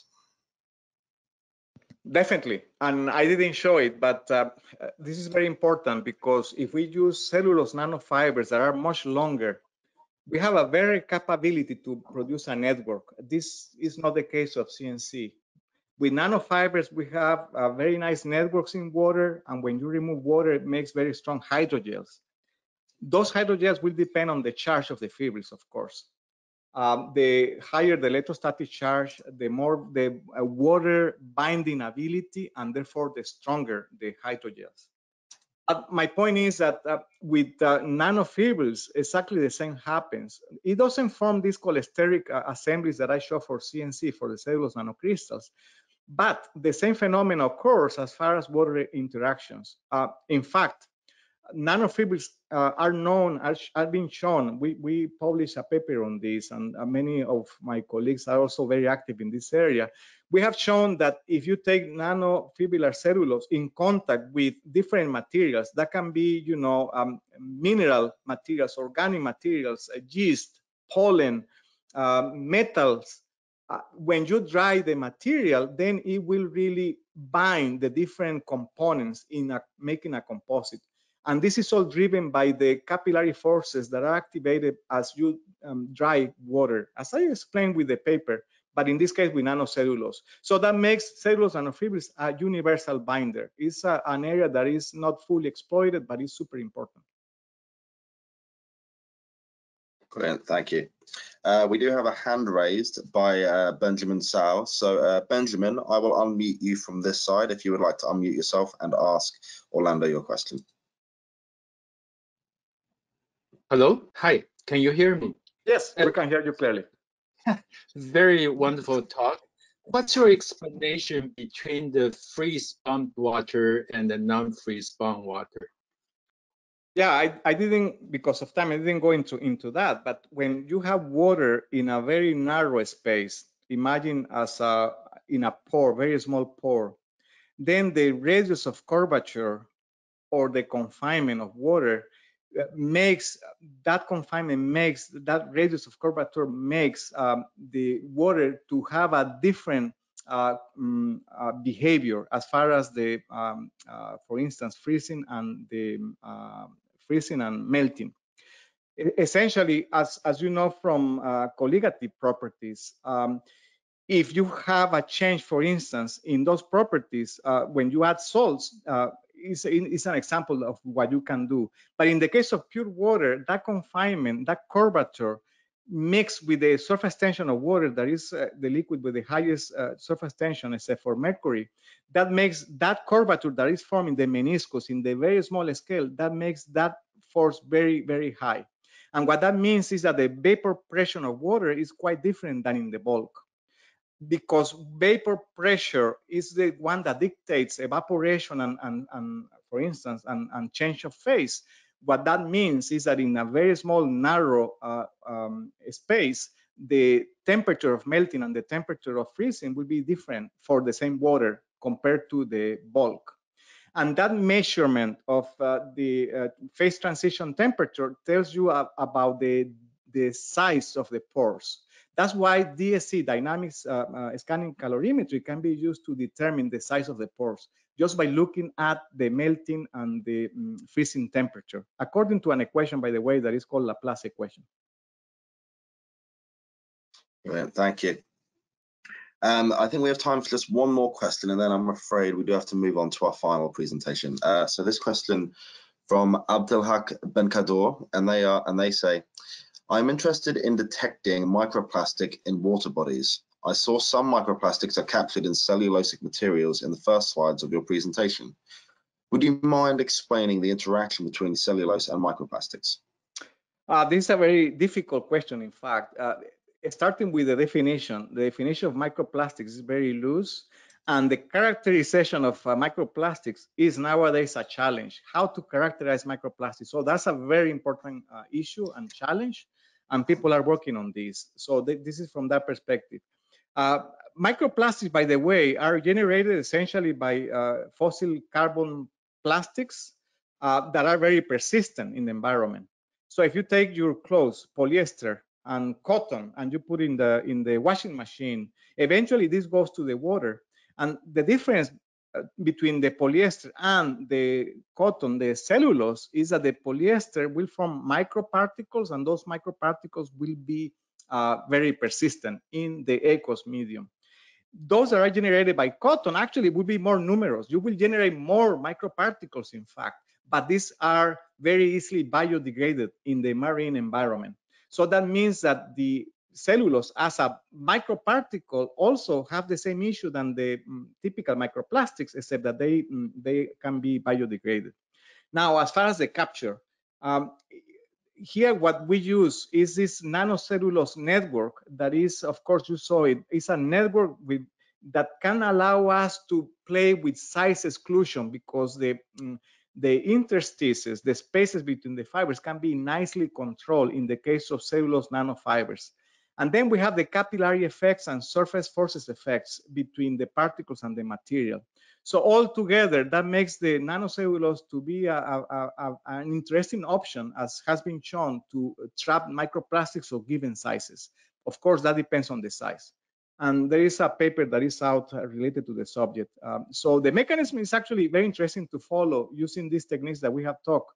But the reality is that those forces that I mentioned at the beginning are at play in these nanostructures, and these are the ones that allow for the microparticles to be trapped in the network of nanocellulose.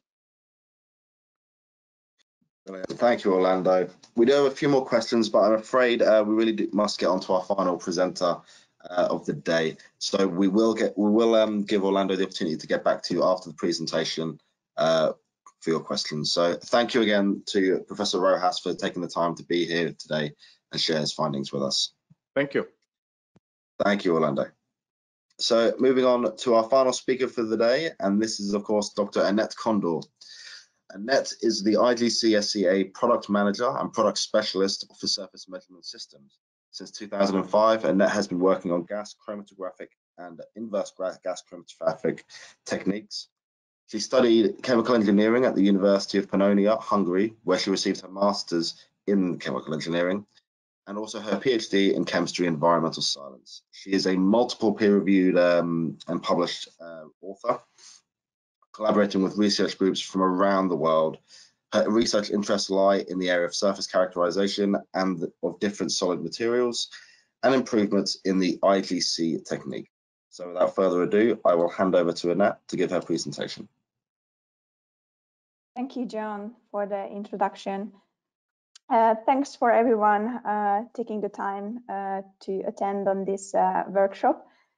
My presentation will be about comprehensive surface characterization and water sorption isotherm of cellulose-based materials using sorption techniques, of course. And just a little repeat and summary again, what then also explained and perfectly introduced. So spectroscopic techniques will normally yield analytical information, such as what is present, where is it present, and how much. There's not too many techniques which can provide physical-chemical information about the solid materials. AFM has limitation in regards of morphology of the sample and the condition of the experiment. Therefore, the most applicable techniques for determining surface thermodynamic and bulk properties of solid materials are sorption techniques, which use vapor phase molecules as molecular probes for studying gas-solid interactions. An IGC is a very old, quite old technique. Was developed in the 60s. The first commercial IGC system was released in 2000, and then SMS improved and later released the first purpose-built commercial IGC system. It's called IGC SCA, Surface Energy Analyzer, because it's specially designed to determine the surface and surface energy heterogeneity, nevertheless suitable to measure different surface and bulk properties of solid materials, such as absorption isotherms, heat absorption, glass transition temperature, and so on. IGC is a bit different from the classic analytical gas chromatography.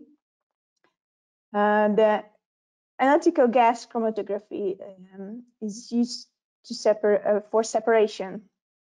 It can be used to determine quality and quantity information about the injected compound.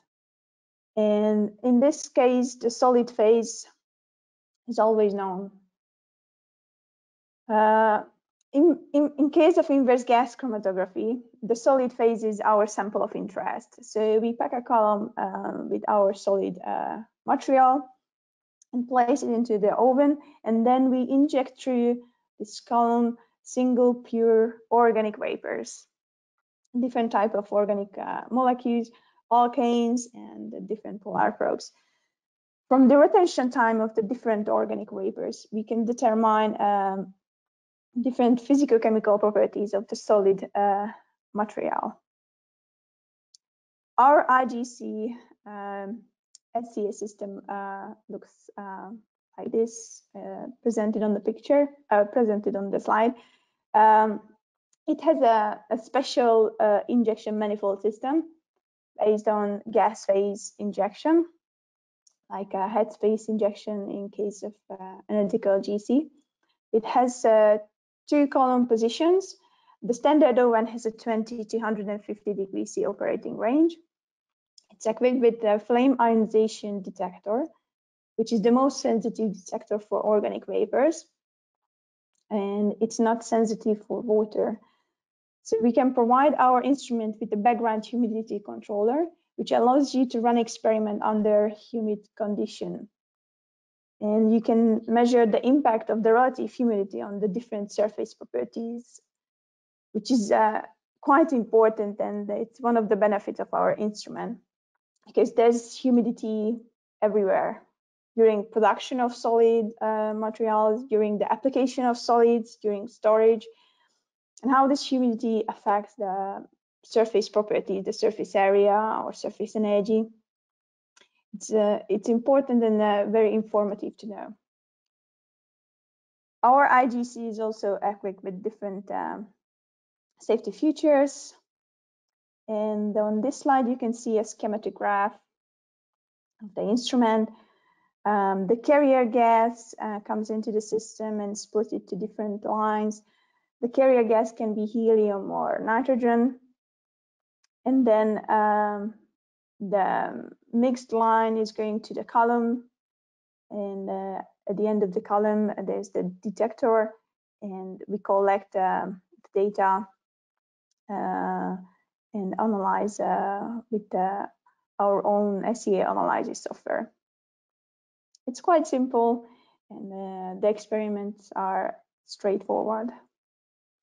The other instrument what we used in the studies, but I will share later, is the DVS, Dynamic Vapor Sorption system.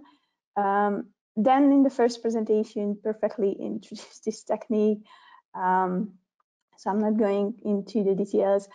It can measure water and organic vapors, sorption curves, and also gases.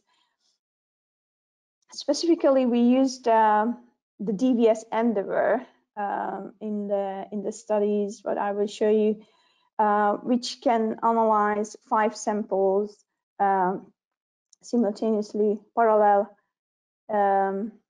So each sample zone can be accessed individually, and there's 5 ultrabalances.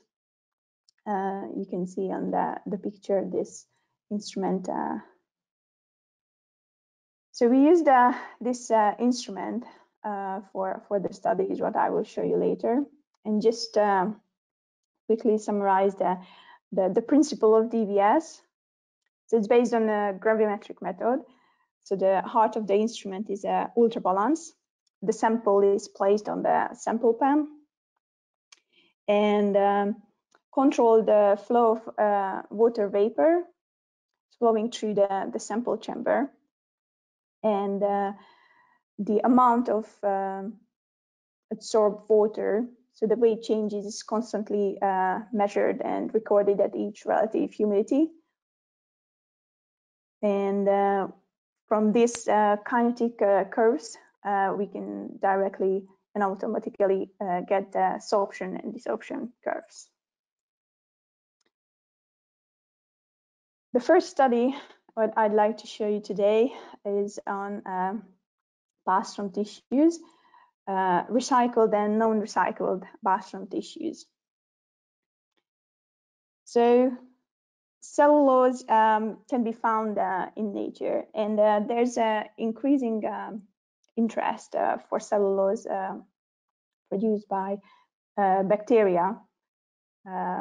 It's free from wax, lignin, pectin, and hemicelluloses, which are commonly found in cellulose prepared from plants.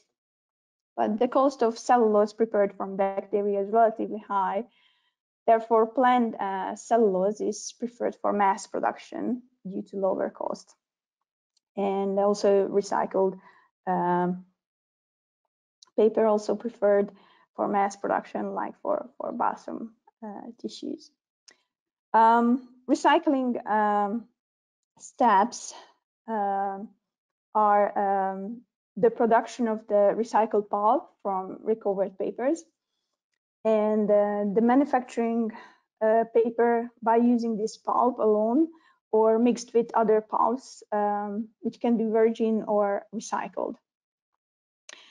The second step is similar with the production of paper from virgin pulp, but the first step is completely different because it contains different treatments to produce the pulp from the recycled paper.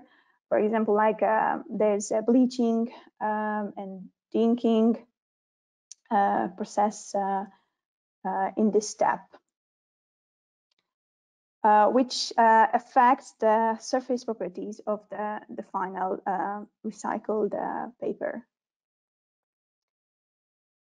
The samples what we characterize during this study were toilet papers, 4 different toilet papers, different sources.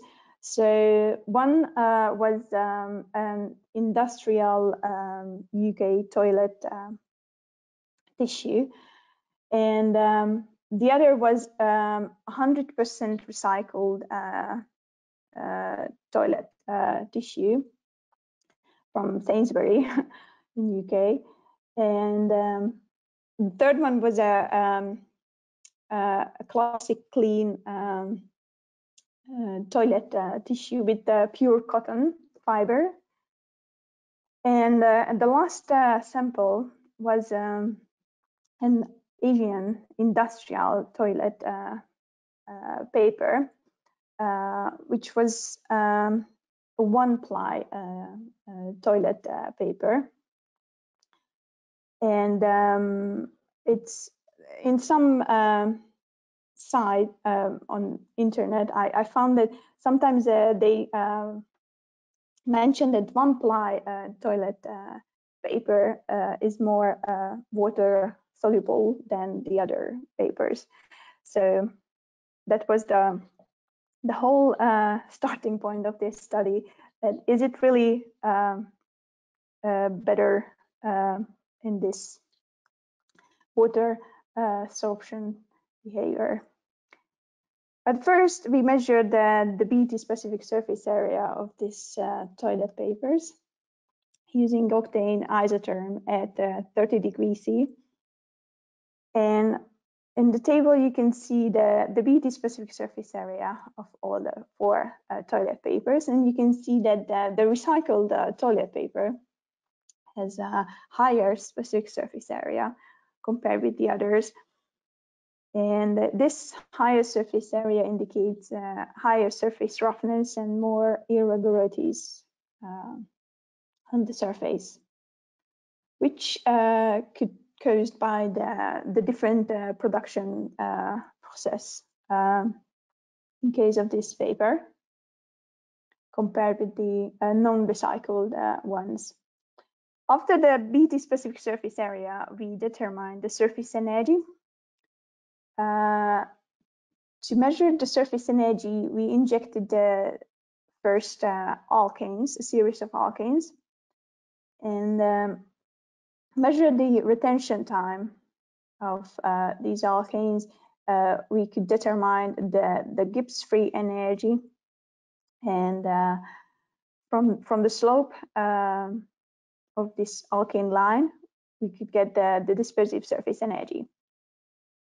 Injecting those alkanes at different concentration, the surface energy profile, the heterogeneity of the surface energy can be easily determined. And from the profile, we could determine the surface energy distribution curve, which a little bit more illustrative manner of the surface energy changes on the surface of the solid. So based on the results, we concluded that the recycled tissue toilet paper has a higher dispersive and specific surface energy, which could be caused by the additional treatments during production of the recycled pulp, like the bleaching, for example, which could definitely affect the specific surface energy of this recycled toilet paper. Also, all the other toilet papers had the same specific surface energy, just this recycled toilet paper had a bit higher, quite significantly higher specific surface energy. Also, we found difference in dispersive surface energy. So it was also interesting. After the surface energy, we determined the specific Gibbs-free energy values of the different polar probes, what we injected through also the column. In case of IGC measurements, the way to determine this specific Gibbs-free energy value is that first we have the alkanes. So from that we have the alkane line, which represents the dispersive, the van der Waals interactions, and then we inject the polar probe, and the polar probe free energy value will be above this alkane line, because alkanes can interact only with dispersive interactions on the surface, but polars can interact other interactions as well. So to determine the specific part of the this free energy value, the polar data point is projected to the alkane line, and the vertical difference between the polar data point and the projected point will give us the specific Gibbs free energy value of the polar probe. And this value can be attributed to a higher concentration of polar surface group or different surface groups with higher specific surface energy.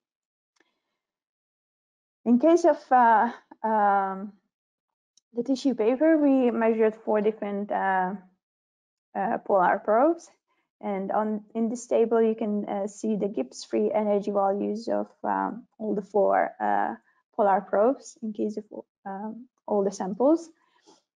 You can see that ethanol has a quite high specific Gibbs free energy values on all the samples, and this means that all the samples has a high affinity for hydrogen bond interactions, which was also expected based on the structure of the cellulose. And what we also could find that the recycled toilet paper has the highest Gibbs free energy values for all the polar probes. It's due to the higher specific surface energy of this sample, and this result also supported the specific surface energy results. So after the IGC measurements, we determined the water sorption curves of all the samples.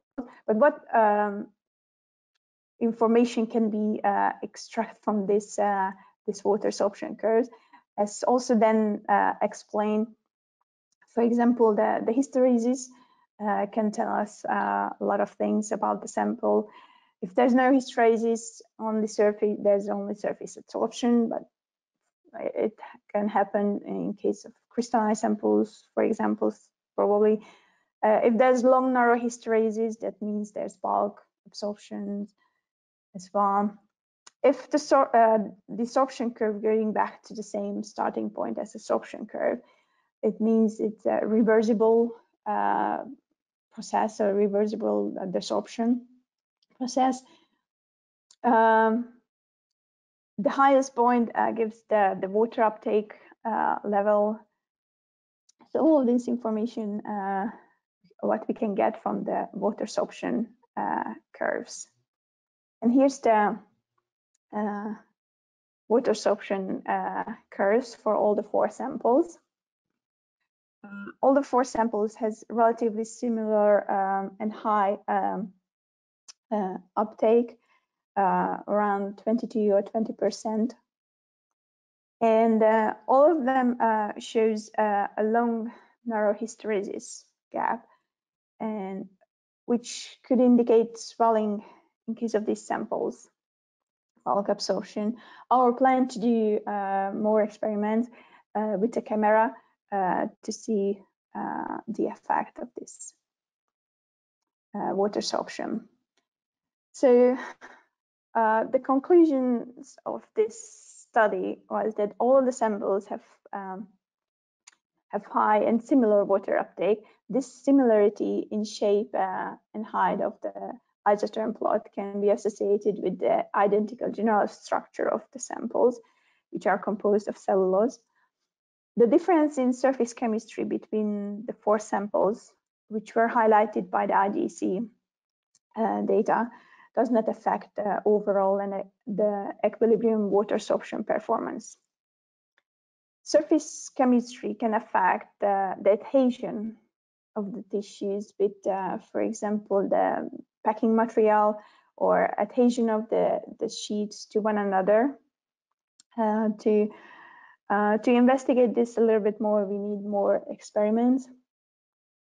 Moreover, the data collected using DVS mainly indicates the presence of bulk absorption, which is reinforced by the presence of consistent hysteresis gap across the entire relative humidity range.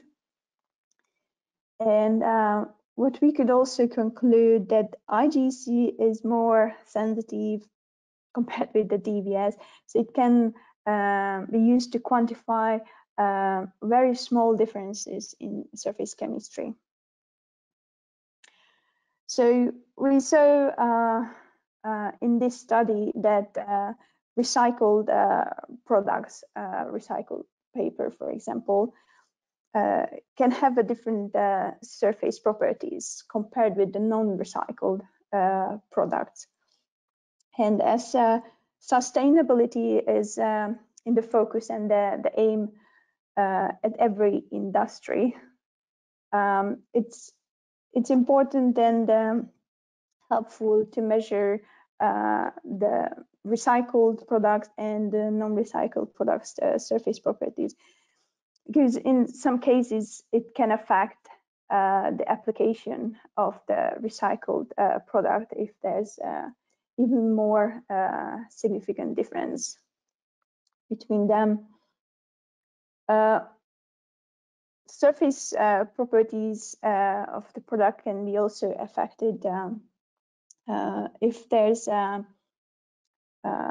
supply chain issue.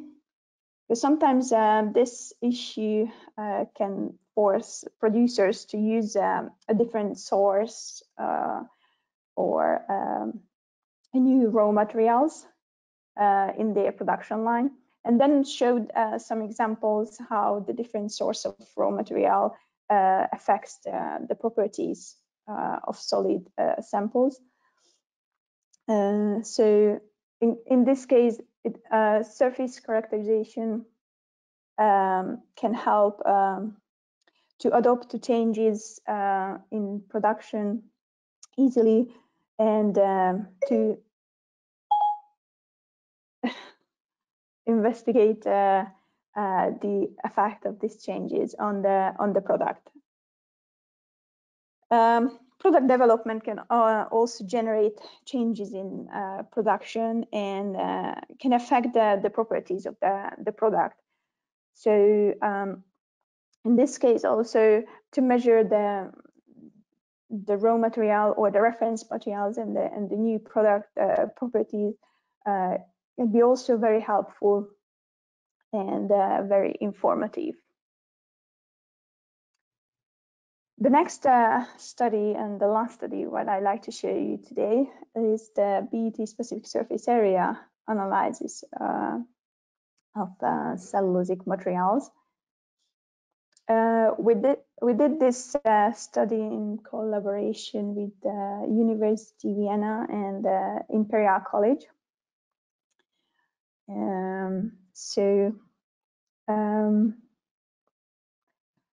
During this study, we determined the specific surface area using volumetric nitrogen absorption technique, inverse gas chromatography, and DVS, Dynamic Vapor Sorption technique. In case of volumetric nitrogen absorption, we measured the nitrogen absorption at a liquid nitrogen condition.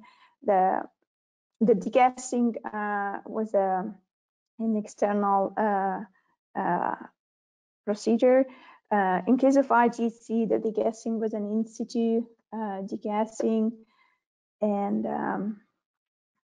the sample amount was much smaller than in case of volumetric. In case of DVS, also degassing was an in situ, and the measurement was at room temperature, like in case of IGC. So in the table, you can see the conditions of the measurement compared with the different instruments. So in case of volumetric technique, the adsorptive gas was nitrogen. For DVS and IGC, the adsorptive vapor was octane. Carrier gas was nitrogen. And the temperature was 25 for IGC and DVS. And in case of volumetric measurements, it was a liquid nitrogen condition, so minus 196 degrees. The duration of the experiment was the longest for DVS is due to the kinetic and the equilibrium, and was quickest in case of IGC. So the results, we investigated 3 different samples. We measured crystalline powder, the Avicel sample. We also measured cellulose monopaper aerogel, freeze-dried bacterial cellulose, which was roughly 89% crystalline. So the first sample is the freeze-dried bacterial cellulose that I'd like to show you. And the first challenge what we faced at the beginning when we had to pack the sample tube for the volumetric measurements, it was quite challenging. We had to push through the sample to that long tube, and had to place the sample to the bottom of this sample tube. Because of IGC and DVS, it was much easier. For DVS, we just had to place the sample on the sample pan. In case of IGC, you don't have to push the sample to the middle or to the bottom. You can just place it to the top section. That's enough. So it was easier. The sample preparation, the preconditioning process. So in case of volumetric, we use this device. And for IGC and DVS, it was an in situ conditioning. We used exactly the same conditions, so 120 degrees C for 24 hours, and the carrier gas during conditioning was nitrogen. So method setup was for all the instrument was similar, so there wasn't any difficulties on any systems. Here's some isotherms. This isotherm is with IGC, octane, all the three isotherms with IGC, the desorption curves, the nitrogen sorption curves with volumetric, and finally the kinetic graph of, with DVS and the curves using DVS, and all the three DVS sorption curve. Yeah. So after the first measurements, we repeated 3 times. Each experiment was repeated 3 times on the same sample, on the same column or tube. IGC and DVS results were consistent. We got the same values. However, with the volumetric, we saw a decreasing trend between experiments, between repeats. So we decided to do another experiment, and we prepared another batch because we couldn't interrupt the results. So the second batch of the freeze-dried bacterial cellulose was measured only with IGC and volumetric technique. We skipped DVS because that was the longest, and actually DVS and IGC provided the same results, so we just decided to use one of the desorption technique. And in this case, there was an increasing trend between runs. So the specific surface area using volumetric nitrogen sorption is still not reproducible. So the next step was to check the reliability of the IGC results. So we varied the flow during the measurements. This is how you can check the IGC results are reliable and there was equilibrium. And we measured almost the same surface area with the different flow rate. So the IGC results were reliable and still consistent. So what we concluded from all this results, that the measured BT specific surface area values by IGC are more reliable and accurate. Easy sample preparation, in situ degassing, good reproducibility, and the experiment was the quickest. But we also were thinking why volumetric doesn't work in case of freeze-dried bacterial cellulose. It's because there's no equilibrium, maybe. During volumetric measurements, there's no kinetic information. And also maybe there's the condition has an effect on the sample. So there's a thermal shock, maybe sample shrinking. Because if we think about the sample tube is packed in a lab environment, so room temperature, and then it's attached to the instrument, and it's the liquid nitrogen container is moved up, and basically it's dipped into the liquid nitrogen. So more than 200 degrees C temperature changes in a very short time, so could cause some changes in the sample. The next sample what we investigated was the nano paper from Imperial College Aeronautic Department. So packing was a little bit challenging in case of volumetric measurements. It wasn't challenging for IGC or DVS. What was surprising that the shape of the isotherm, what we got in case of volumetric technique, we repeated and still the same. And then we repeated, of course, because one experiment or two experiments are not experiments. So all the three isotherms shape was undefinable for us, so we couldn't really classify based on the UPAC classifications for isotherms.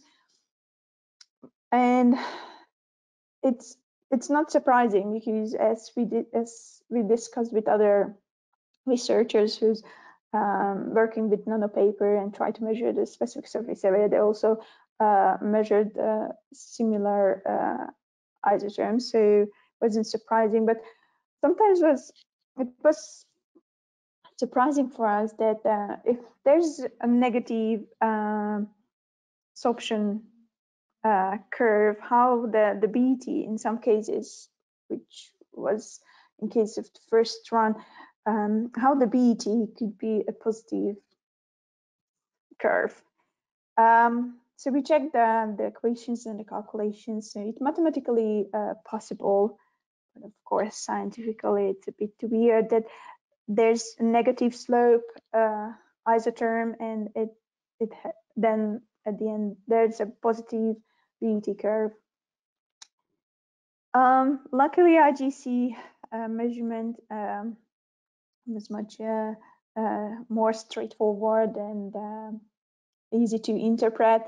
The octane isotherm was nice and normal, easy to classify, and the BET plot was also nice, and the results and the R square of the curve was also good. I skipped the crystalline cellulose results because that would be quite a long presentation. But if you are interested, we can send you over those results as well. So based on all the measurements and all the different cellulosic materials, we made this little table which summarized basically the challenges on specific surface area analysis of cellulosic materials using these three techniques. And what we found that volumetric is quite challenging, and DVS and IGC have low challenge level. And the overall conclusion for us was that the most applicable method for BET specific surface area analysis depends of the sample, so it's sample specific. We would not define a standard method, but for cellulosic materials, we think that IGC and DVS is much more applicable, and we recommend to use these two techniques compared with volumetric. And thank you for your attention, and I'm happy to answer your questions if you have, or if you have any comments, feel free to do so. Thank you, Annette. That was a fantastic presentation. We do have a question in from Jerry King, who has raised his hand. So Jerry, Hi, Jerry, if you are able to unmute your microphone, I'll unmute you from our side, and you can ask Annette your question. Just give him a moment to unmute his microphone. Sure.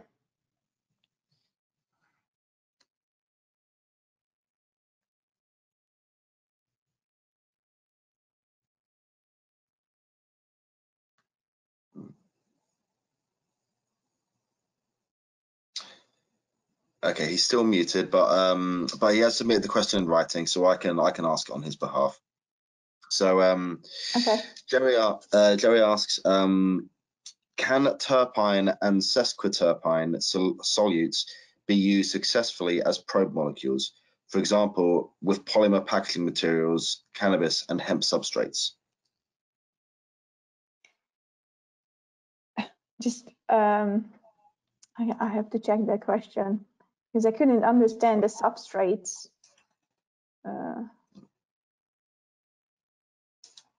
If I can see the questions.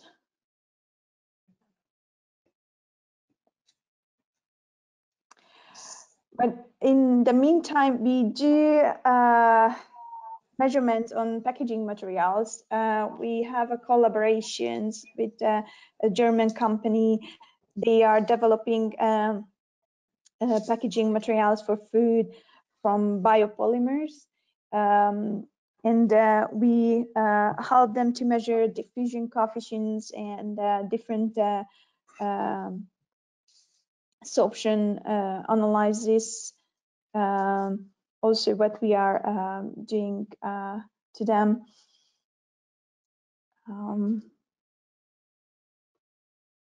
Yeah. Have you been able to find Jerry's question? Yeah, terpene. Yeah. Yes. Terpene. It depends of the vapor pressure of this.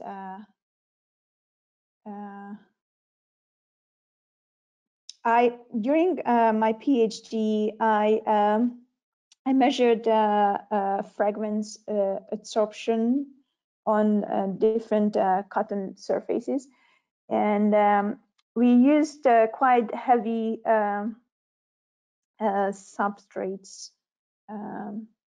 to inject, and yeah, it's possible.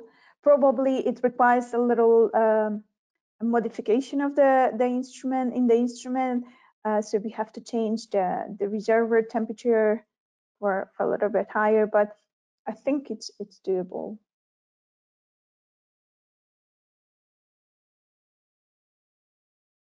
Right, thank you. Let's see if we have any more questions. I think we don't have any more questions, but we've also come to the end of our time. We've overrun a bit, so I think we might have to wrap it up there for the day, unfortunately. Yeah. Thank you so much, Lynette. It was a fantastic presentation. You're welcome. Thank you, John. Yeah. Thank you, Orlando. Yes, just to further that, a massive thank you again to Professor Orlando Rojas for being with us today from the University of British Columbia. Would you like to add anything before we finish up for the day, Orlando? No, my pleasure. It was wonderful to share with you our thoughts. It's a very interesting area that will be, growing just in impact. Super important. And the takeaway is consider surface energies, but also consider the structure. And these two elements coalesce very nicely with this set of instruments. So thank you for listening. And if there are any questions, please send me emails, and I would be happy to answer by offline. Thank you. Thank you, Orlando. Yes, and just to further that, if anyone does have any more queries for any of our speakers, you can send them through to science@surfacemeasurementsystems.com, and we will make sure Orlando receives your questions and can get back to you himself. And we will, of course, get back to any questions that have been submitted today that we were unable to address in today's presentations. Thank you all. So thank you, everyone, for joining us today. Before we finish, we would like to invite you all to join our next session, another workshop we're putting on next week, organised in partnership with Imperial College London. So please do visit our website to find out more about that. And once again, a huge thank you to our North American Vice President, Dr. Daniel Burnett, for taking the time to deliver his presentation today. A big thank you to Surface Measurement Systems Annette Condor, reporting all the way from Budapest. And another huge thank you to Dr. Orlando Rojas for being with us today from the University of British Columbia. And another big thank you to all of our attendees for being with us today and for taking the time to learn about surface energy. If anyone does have any questions, again, please send them through to science@surfacemeasurementsystems.com. Otherwise, have a lovely remainder of your day. Thank you, everyone.